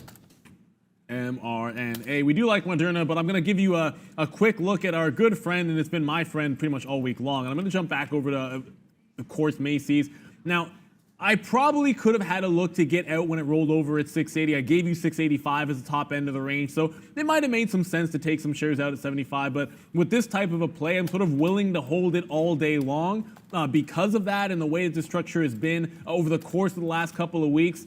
I feel like I am just going to sit here in front of 85 and take my price or not, and I'm probably going to still go long more if we get a shot to get 650. You could pull all the way back in. I've taken some profit, but I'm playing a range-bound trade, and the range has been in on Macy's for at least a week and a half here. I'll quickly put up the 3-minute and just show you what we've been talking about. It's in front of this 635-ish bottom, and then 85 has been that top. And this is why we can play it so confidently here. And at some point, the range is going to be gone. It's going to break either the low end at 735 or break up to 7 even, and then we'll be done with this trade. But every day it's been good. That's why I can stick to that target of the 30-cent win and see if we can't get it. If I have to hold it all day long, fair enough. Different style of trade than some of the scalping you might see us do when it comes to these Macy's trades on a daily basis. Okay, guys. Yeah, just looking out here, we have Roku. We took that long, breaking through 149.50. That VWAP trade there only goes into the money about 30 pennies. But right now we're long right here, 149.50. So that's our double area. We got long once, we get long again, and now let's see. Again, the futures are going to tell the story here. They're either going to rip or tank or do nothing. But if that is the case, we're going to get out down here 147, basically 147 even if Roku does come down. So we'll we'll lose a little bit on that trade if that does happen. And then I am waiting for 514 here. We do have Netflix. It's $1 against us right now. We did take that 511.75 break. We have VWAP down here at 508. But I am waiting for some kind of 514 love. So if the futures get going again here, then we have some upside. But at the same time, if this market doesn't do much, then we're going to be sitting here holding on to some high flyer losers right now, including we already got out of that WFC, holding very, very light right now. One trade that's been good for us, though, and continues to be is 18 cents in the money right now. NIO, near the highs of the day, sans the first little bump there. So we'll see 13.54, a nice little 18-cent win now. But here goes Roku. No real upside targets. Would love it if it can break through 150 and change, and we'll get out around 150.25. But that still needs to go. We're flat right now on Roku, guys. Yeah, I see some people asking about that PRCP, and we did bring this one it was brought to our attention by you guys, but we talked a little bit about it without putting anything on. I would love to see it break this 680 and then maybe test the top. I think that gets you a nice little scalp. The only problem with any kind of morning range break at a 680 or a 675 type price is you run into that even dollar, which could be a resistance. I think in this case it might not be an issue, but watch out for the spread. I am seeing it open up at times here, 4 or 5 cents. So when you're crossing in, you got to make sure you factor that into your risk calculation when it comes to this name. If it can ever break below $5, I'll probably jump into a short trade. Anytime I see something up 100% and not testing the high in the afternoon, I'm looking to see if we can fade it at some point. The high break could be good if it comes at 130. We've talked about how that can work for you sometimes, but it's all about 680 for me. 780 break only if it happens, like I said, 1:30, 2 o'clock. Otherwise, it's a $5 short on PRCP. If you're holding it right now to the long side, give that 5 or with 450 as a support, and I think that's fair enough if you like that. That's where I would probably jump into a short, so good enough reason to take it off. Yeah, we just, like I said, I have too many shares. So Roku or WFC comes back up, and we got some out there at 02. So now we're basically flat. Oh, we are flat on WFC, yes. So that's good. So we'll hit a cowbell there on a nice little retracement out there on WFC off of an 08 long. We saved the day a little bit with an 02 print there. So good out, 6 penny loser, but I'll take it on that out right now. So right now, just Walmart, NIO, NEO continues to go to the top side. This is a 21-cent winner on board right now on this name. So good name there. Good name on Walmart. And then now we'll just wait, man. It looks like we're near our out here on Netflix, breaking back down through 508. So watch out for that one. We are long basically 512, 511.90 right here on that futures move upside. So I don't know. I may just dump this one if we can get anywhere near flat on this trade and maybe hold half, get out of half and hold the rest.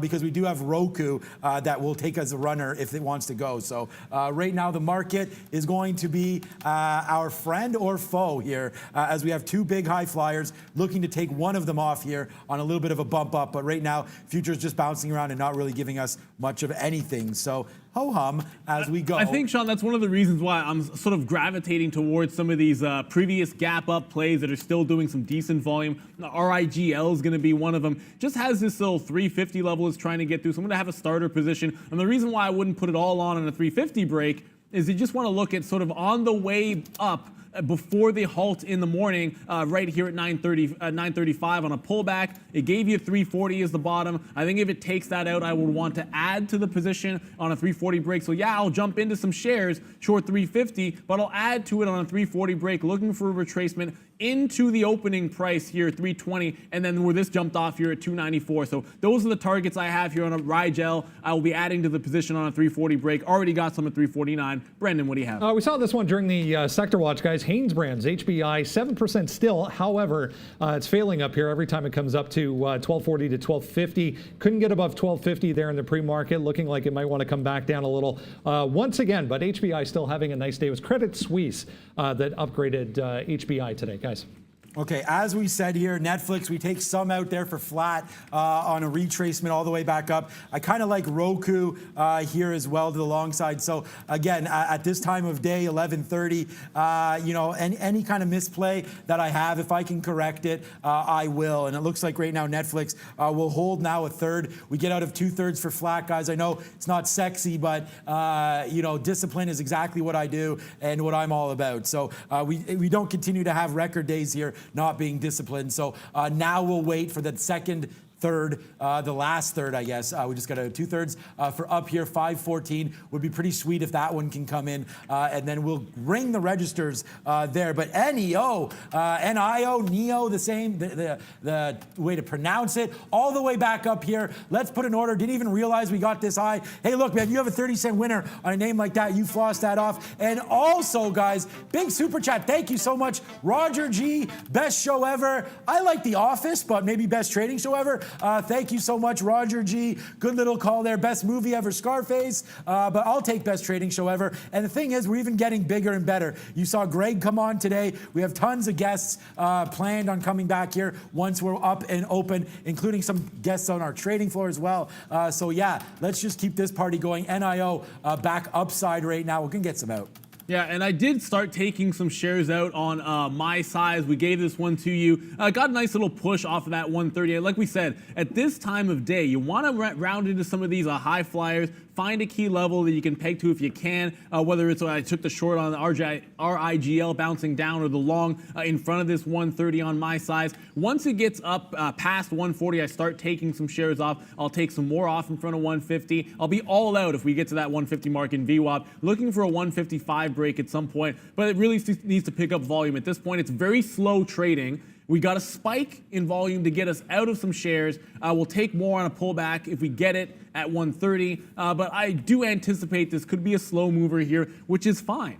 If you can find a trade at this time of day, which gives you a sort of a clean indication as to where to get in, where your stop is going to be, and it's not going to tax you too much, I'm going to go with this one in my size. Of course, I already have Macy's on for that same reason, and then now that RIGL. So you throw those into your I guess, plan of action or plan of attack, keep them up, and they're going to be slow movers that give you some profitability with lower risk. One that's not necessarily lower risk is going to be back to this lemonade stock. And again, IPO recently, trying to revolutionize that in insurance space with some automation. Big breakdown through $80. It got down to $75.50. And I'm just going to show you guys the daily chart here. And it's not going to show you too much because it was a recent IPO. But if we can actually ever break and hold below 75, there's not much until you get to that 70 mark. So I've been kind of waiting for this one to make a real test of this level. It's tried a couple of times at $100 and has come off here. And as much as I like it, if it ever gives me like 50s or 60s again, I'm going to be looking for the short trade through a 75 break. It's a little bit lower than the low of the day here. I'm not saying it comes in today. It might have concluded its volatility at some point, at least for the afternoon. But I'll track that one, 75 break, whether it happens today, tomorrow, maybe on the end of the week. I'm looking for that one. I think it's got $4 to $5 worth of a downside move on Lemonade. So as much as I like it to the long side, if it gives me a good entry at 50 or 60, I do like that short. I think it gives you 75 through 70 even. And you gotta love that 100 break or any test of that level. You've seen a double top there on Lemonade. Starting to round back into the money is Wells Fargo. My stop is at 80. I'm not taking anything out. It's 24.05 until it gets to about 25 cents to the upside. If that's what I'm risking, that's what I got to have for reward. Brennan, what do you got? Just an update on this NCNO, that IPO that was supposed to happen today, guys. Just seeing some chatter online, on Twitter, on the internet, suggesting that this thing is indicating to open between $69 and $70. The IPO price, yeah, you see it right there, 31. So slightly above the IPO price, to say the least, guys. Okay, guys, here comes Netflix right now. A nice little win on board here. $1.27 in the money. Unfortunately, we did get out there 2/3 for flat. We talked about that. But now we rip up to $5.14. $1.20. I mean, we're not talking about scalping things here, guys. This is why we drop our shares, then get back in here. $1.20 plus in the money now. We'll wait to see if it takes out $5.14 maybe to the upside on that one. Walmart, 29 cents in the money. Roku, finally starting to go. Let's push Roku. This will be a big one for us if it goes, and now it's starting to go. There goes Netflix as well, breaking through 514. Bang! You guys want the bangers. Here it is again. You know, bang to the upside. Everything working out. Look at the winners we have on. $3 right here on Netflix. Okay. 47 cents on Neo right now, guys. $1 right now on Roku. $1 plus winner and moving higher. And 30 cents on Walmart. Everything coming up. Katina today. It's a cowbell kind of win. Seems like it's been like that for a while. Big time win. No hydration nation. No worries. We're on number 3 of one of these guys. What up, Beep? European close.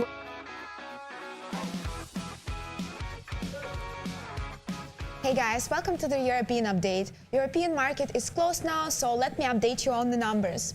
Britain is down 0.11%, Germany is down 1.03%, France is down 1.23%, Italy is down 0.75%, Spain is down 1.27%, and Russia is down 0.98%. Well guys, we really want to reach those 60,000 of subscribers, so please, if you're not subscriber yet, hit the subscribe button now and join the community. I'll see you later. Back to traders.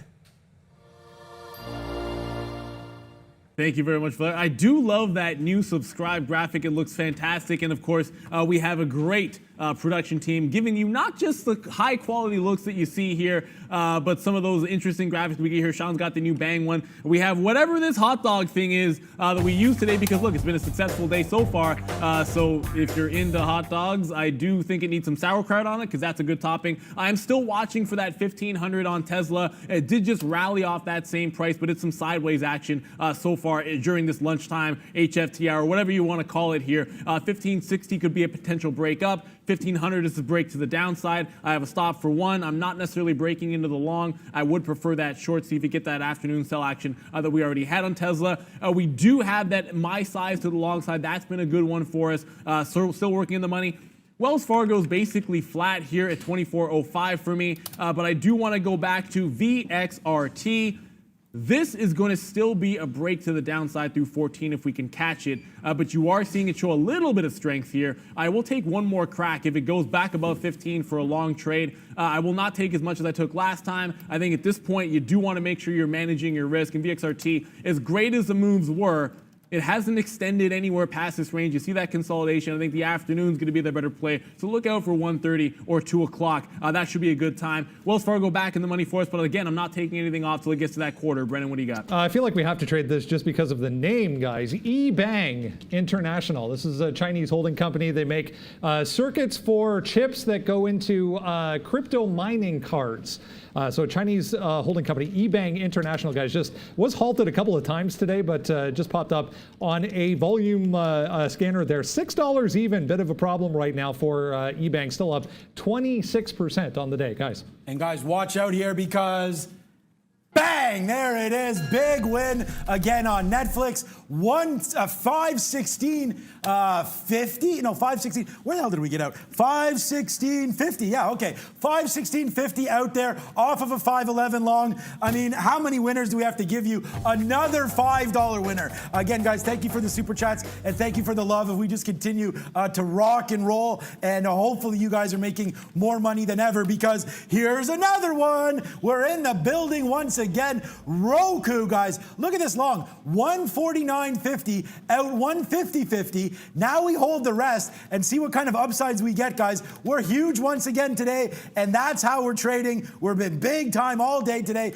Neo, all the way up to 1380 there. Let's just get ready to cash some out. I may just get flat now and just enjoy the fruits of the labor, because we've been crushing it today. We almost made a couple mistakes there. We almost got caught on Roku here, dropping back down, but no, you cannot catch me. I'm the gingerbread man. And then Netflix going to the top side right now as well. 1560.50. Wow, we've crushed Netflix. Bang, short out. Bang, short out. Bottom wick of the day right there. So we can say it's fruit salad time because it's about that time. But unfortunately, guys, today, fruit salad has been pretty destroyed. Again, it's a very, very small cup. But only thing left here today, guys, honeydew, cantaloupe, and one lonely blueberry there, but that's fine. It's a monster day for us today. Really no losing stocks. Unfortunately, with WFC, I did take too many shares and had to get out there, but we're happy with that trade. WFC still a big name for us, but Tesla's been Tesla and Netflix both going head to head here today with the destruction. So big time trading here all day. Join us, guys. We're crushing it here. Yeah, I know. I have one losing stock, and it's going to be INMB. We took one shot and done there, but it's position dependent when it comes to WFC. I did get into Rigel. I talked about why you wanted to add at 340 instead of take off, so I went ahead and did that 349 original entry, secondary push on a 340 break. I just took some out in front of the 325 quarter mark there. The next level down, and we talked about this when we talked about the trade, 315, and then the opening here right at 295. So we'll probably be all out in front of 3 even, catch that little 10% move if you can get it. We gave this one to you saying it might be slow action, but find stocks in consolidation ranges that have been volatile all morning long, that have decent volume that is continuing. This just crossed the 100 million mark. So Rigel, nice little down leg. You had to be patient waiting for it, but there was an early entry at 50. There was an ad at 340 that you could have had here, which is already fantastic for us. I'm going to still hang on to that Macy's and my size. I'm really hoping with only 20 minutes left, guys, that we're going to be able to get into this Encino. You saw that crazy price action that Brennan talked about. It's not open yet, but I'm seeing on Twitter, it's like everyone is talking about that $70, of course, coming from 31. That had been repriced already from the low 20s, so it does feel like lemonade all over again. I was surprised when that opened up as high as it did, and it was still worth the buy off the open. So maybe it's going to be the same thing in Encino. What we like to look for, and we're going to talk about IPOs in some of our future videos. We've done one, we'll do more. We look for that size to come in. You're looking for a size buyer somewhere off of that little open price. So if it opens at that 70 like people talk about, maybe that price gets defended. If it flushes down, I'm looking for someone to tip their hand. Otherwise, it's quick scalp breakouts at those short 2 to 3 minute highs. Break those trades out, scalp in and out of them if you can. Locates for us were relatively cheap, so you might see a short at some point. Only 7 cents per share for us to be able to do that. Here we go, guys. Just give a little bit of a wink here. This is the kind of day it's been for us as we just continue to rock and roll. We're really light. We just took out of some of our end of the IOs up there out. Again, we're trying to stay disciplined here. I mean, it was our last 10%, so we did give up 15 pennies there from the high, just fearing that it breaks downside here through 13.55. So we get out of that one. And not only is it a week, but it's been a little bit of a roller coaster, kind of. No trades were really much against us today. We did have a little bit of a worry here with Netflix before absolutely destroying that one once again. Oh, and I did want to say, guys, if you're new to Twitter or on Twitter, give me a follow here. I did just break down. It's at Trader TV Sean here, almost 5,000 followers. So thanks for that. And you could see a lot of direct messages coming through here. We will look to get those out soon. And this is what's been NEO today. And again, I just scalped it short side, bang that out, take the long, take the long, take the long, take the long out, and then upside right there. I circled 65. Our out actually turned out to be, I think, 61 or 62. So nice little out there. Also following on Instagram as well at Trader TV Sean. I think it's the same handle there. But yeah, man, there goes Netflix. Don't have any on board, but that was a fantastic break there at 511, giving you guys a sweet little return there of almost $7 right now. So good trade happening on Netflix. Roku still have that one. We basically hammer this. It doesn't get much better looking than this one right here, guys. Roku in there, out here, and now we hold the rest. In on a consolidation break, and then out at the top of this consolidation. Can't do it much better, but Roku right now still not a great stock because we tried to take the break there, then got out past VWAP, but we averaged in, and now we reap the benefits there. So yeah, to say it's been a good trading day would be an understatement. It's been a fantastic one, guys. Yeah, I'm watching back at SPAC, and I know I have 0 executions on SPAC today. Of course, it is going to be in play. We talked about this with Fisker.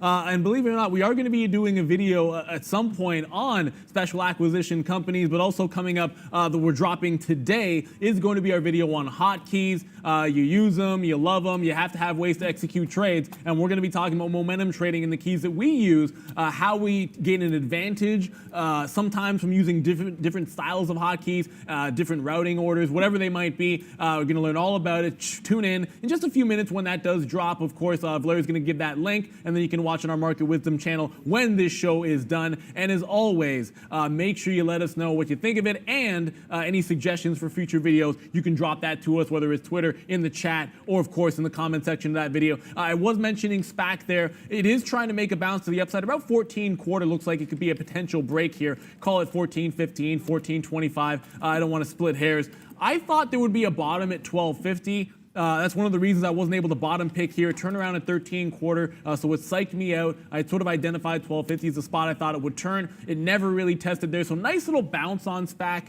I think at some point it's going to make another test of those highs as long as it never gets to 12.50. So let's see if it, well, when I say those highs, I mean in the morning here at 15.50. So if it breaks through 15.15, 14.25, sorry, let's take that long trade in the afternoon. Otherwise, you're probably just defending this bottom, that higher low. Rigel is giving you that pullback. I'm glad you guys are mentioning this one. We took some out in front of the quarters. As long as we're going to hold this consolidation, I know this chart's going to be a little bit ugly here. Let's see if we can do a zoom in here.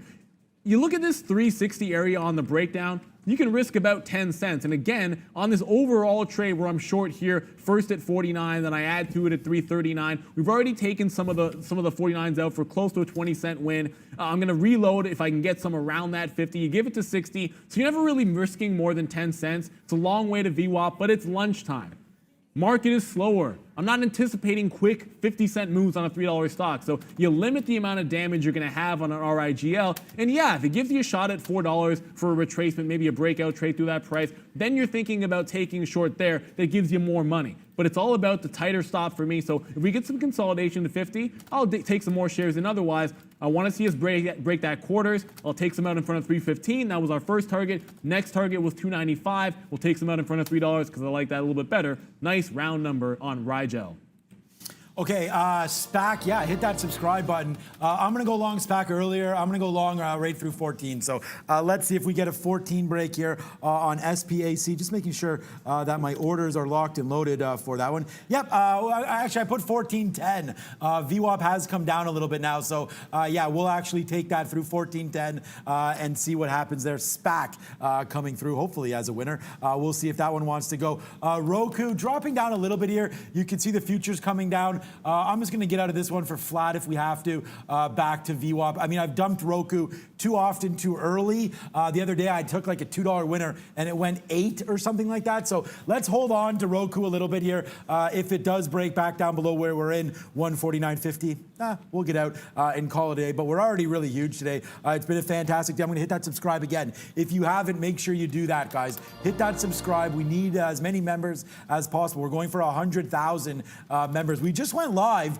basically in April, and we're already close to 60. So that's been a fantastic run for us, and we're really proud of everybody and all the hard work that everyone's doing, including our production staff. And we'd be nowhere without Dada. What's up, Brendan? I won't talk about Dada right now, but Goldman, guys, GS, I just noticed a 1.4% move here to the upside for Goldman today. Earnings, I believe, tomorrow morning, either aftermarket tonight or tomorrow morning. We'll double check for Goldman. But if you look at JP Morgan, you look at Wells Fargo, the ones that reported today, this one actually stronger today, Goldman is, than any of those, guys. Goldman's going to be the best bank. I guarantee you that one. Oh, there's the call. I love it. So we gave you one name that is rounding to the upside. I thought maybe PRCP might make a move towards and break that top a little bit later on in the afternoon, but 10 minutes left to go in the show, and it just broke through 7, trying to get to that 775 break. We're going to be taking that one to the long side when it comes, but we didn't think it would happen until a little bit later on in the session. It was an outside shot. We could get that in the next 10 minutes or so if it continues this push to the upside. And of course, we gave you that 5, even if you're holding long, give it to 5. Or that 450 mark, whichever one you happen to like. Fits your risk tolerance better. That's what it's all about there. But 775 breakout on PRCP. The volume has maintained, so it's a small cap that is continuing to push good volume. That's why you're okay taking that breakout through lunchtime. So watch out for that top end break. It's 775 to the upside. Only 10 minutes to go. And sometimes, look, IPOs don't always cooperate.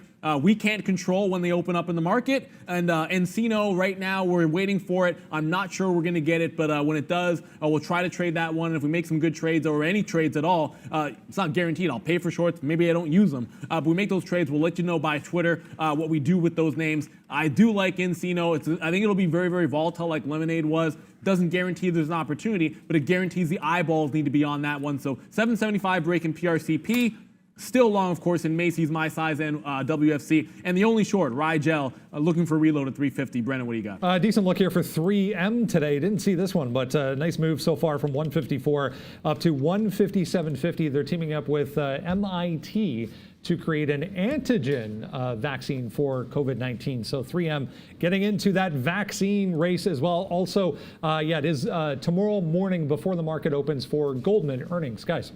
Yeah, and the reason why, look, I mean, I'll just talk a little bit of knowledge here if those of you don't know, maybe many of you don't, but Goldman Sachs has the largest trading book of any of these banks, and that's what they focus on, and trading has been phenomenal. So imagine the kind of destruction that we're doing, and then you use algos and things like that, and foolish risk like banks tend to take. So I just think Goldman's going to blow it out. I don't know if they blow it out or not, but JP Morgan today, let's just see. This is my favorite bank. I'm invested the most into this one, but see, they're flat today. I'm almost certain, unless they took big hits trading, which they could have. I mean, I'm not on the desk, right? So they could have taken some big hits, but we'll wait to see what Goldman Sachs does. And just to give you guys a little bit of an update, it's 220, I think. Yeah, 211 right now with a high today bouncing around. See, Goldman even before earnings, so I guess maybe I'm not alone on this thought here. They're already well up and away. And then here's Goldman Sachs. This is what I'm talking about with on top of 220. Looking for that to break tomorrow, 220, and then we'll hit this 225. And then Goldman Sachs will be cruising back here to 250 in no time. And oh yeah, by the way, guys,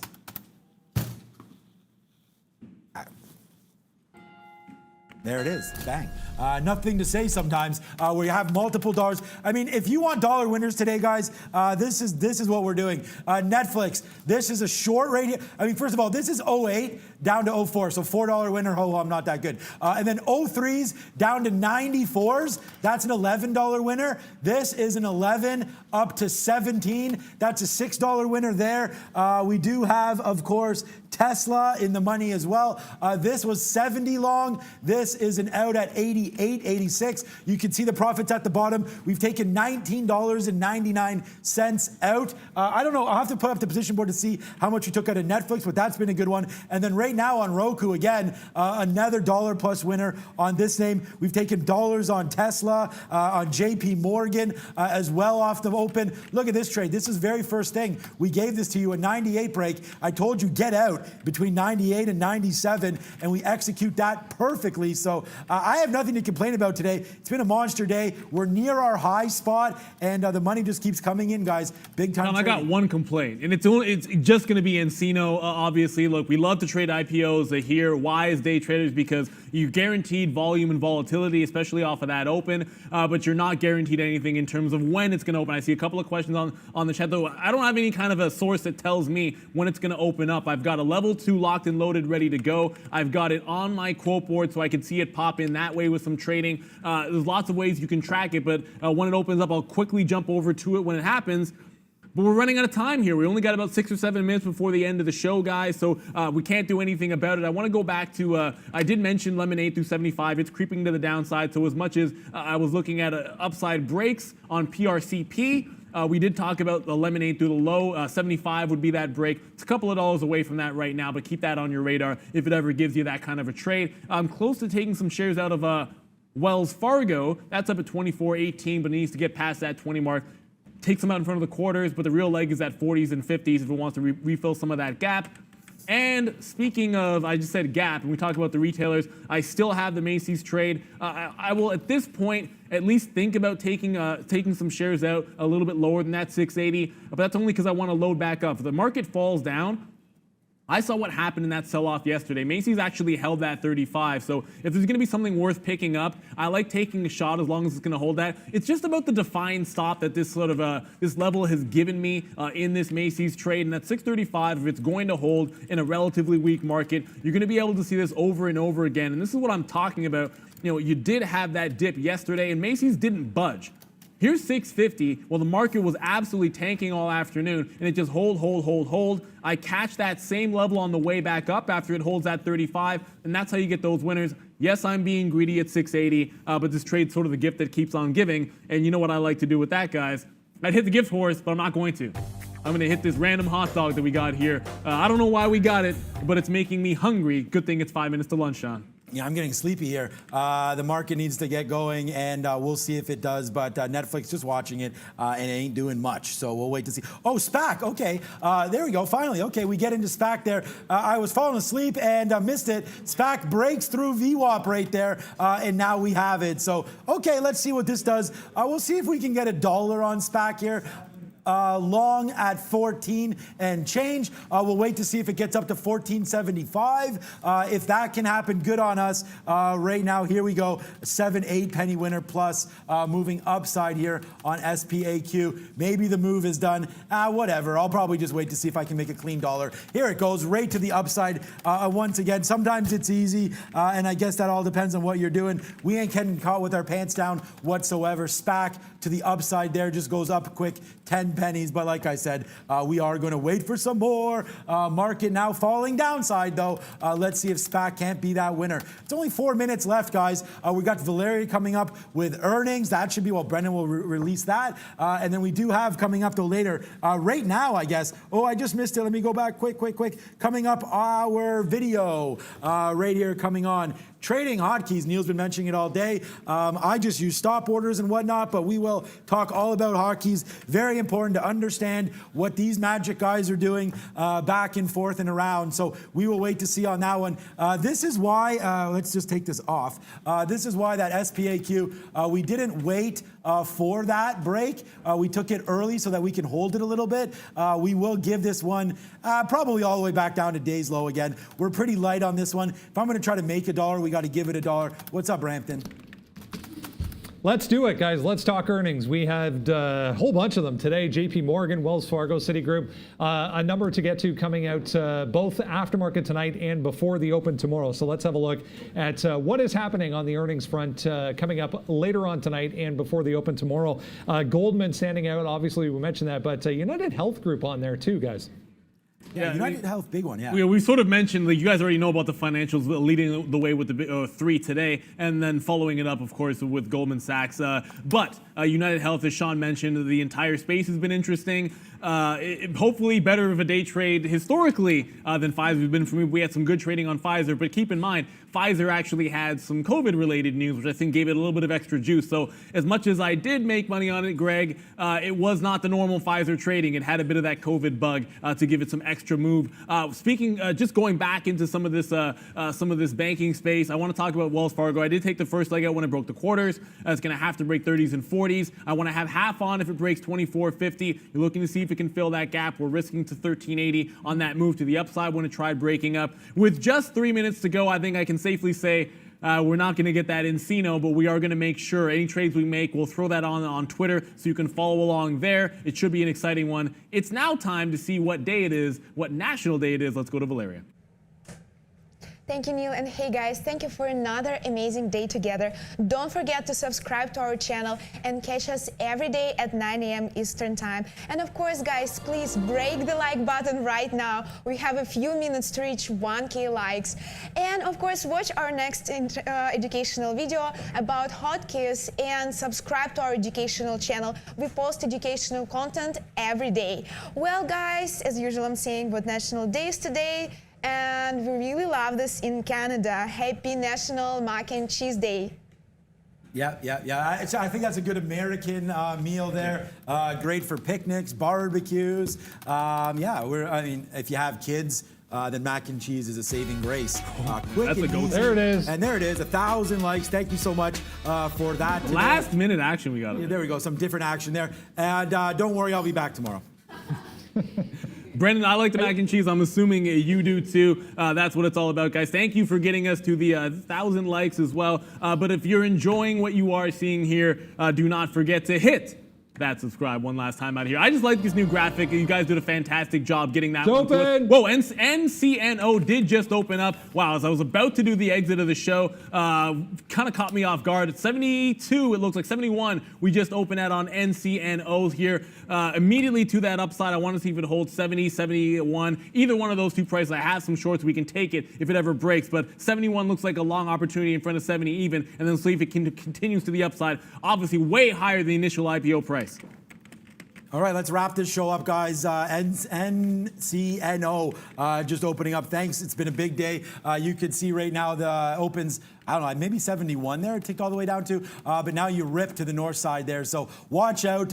Easy long, always on IPOs. So hopefully you guys got that around 72. If you did, welcome to $4 land. Nothing but upside there on NCNO. I don't have it, but Yeah, I don't need it. It is what it is, guys. Sometimes you'll catch those ones. It just caught us off guard a little bit there, but I like that 70 level. But we're going to follow along with that as we go along here in the afternoon. We can tweet it out all we want if we make those trades. For the entire team, we want to give you a big thank you for all the support you've given us. But down the line, Valeria doing a fantastic job as always on Mac and Cheese Day. And our good friend Sean Katina doing a great job hydrating himself as well with the Lucky Frog. Screw hydrating. How about all the winners, boys? Brendan Wickens is always doing a fantastic job at the desk there, bringing, and also Can't Greg. take my eyes off it. I want to give a shout to Greg for coming on the show. One of our managers here on the floor doing a fantastic job. How about the Robin Hood a little bit, educating you guys as always. I'm Neil Roberts. Good morning, good afternoon, good evening, wherever you are in the world. This is Trader TV Live. We'll see you guys tomorrow. Bye-bye.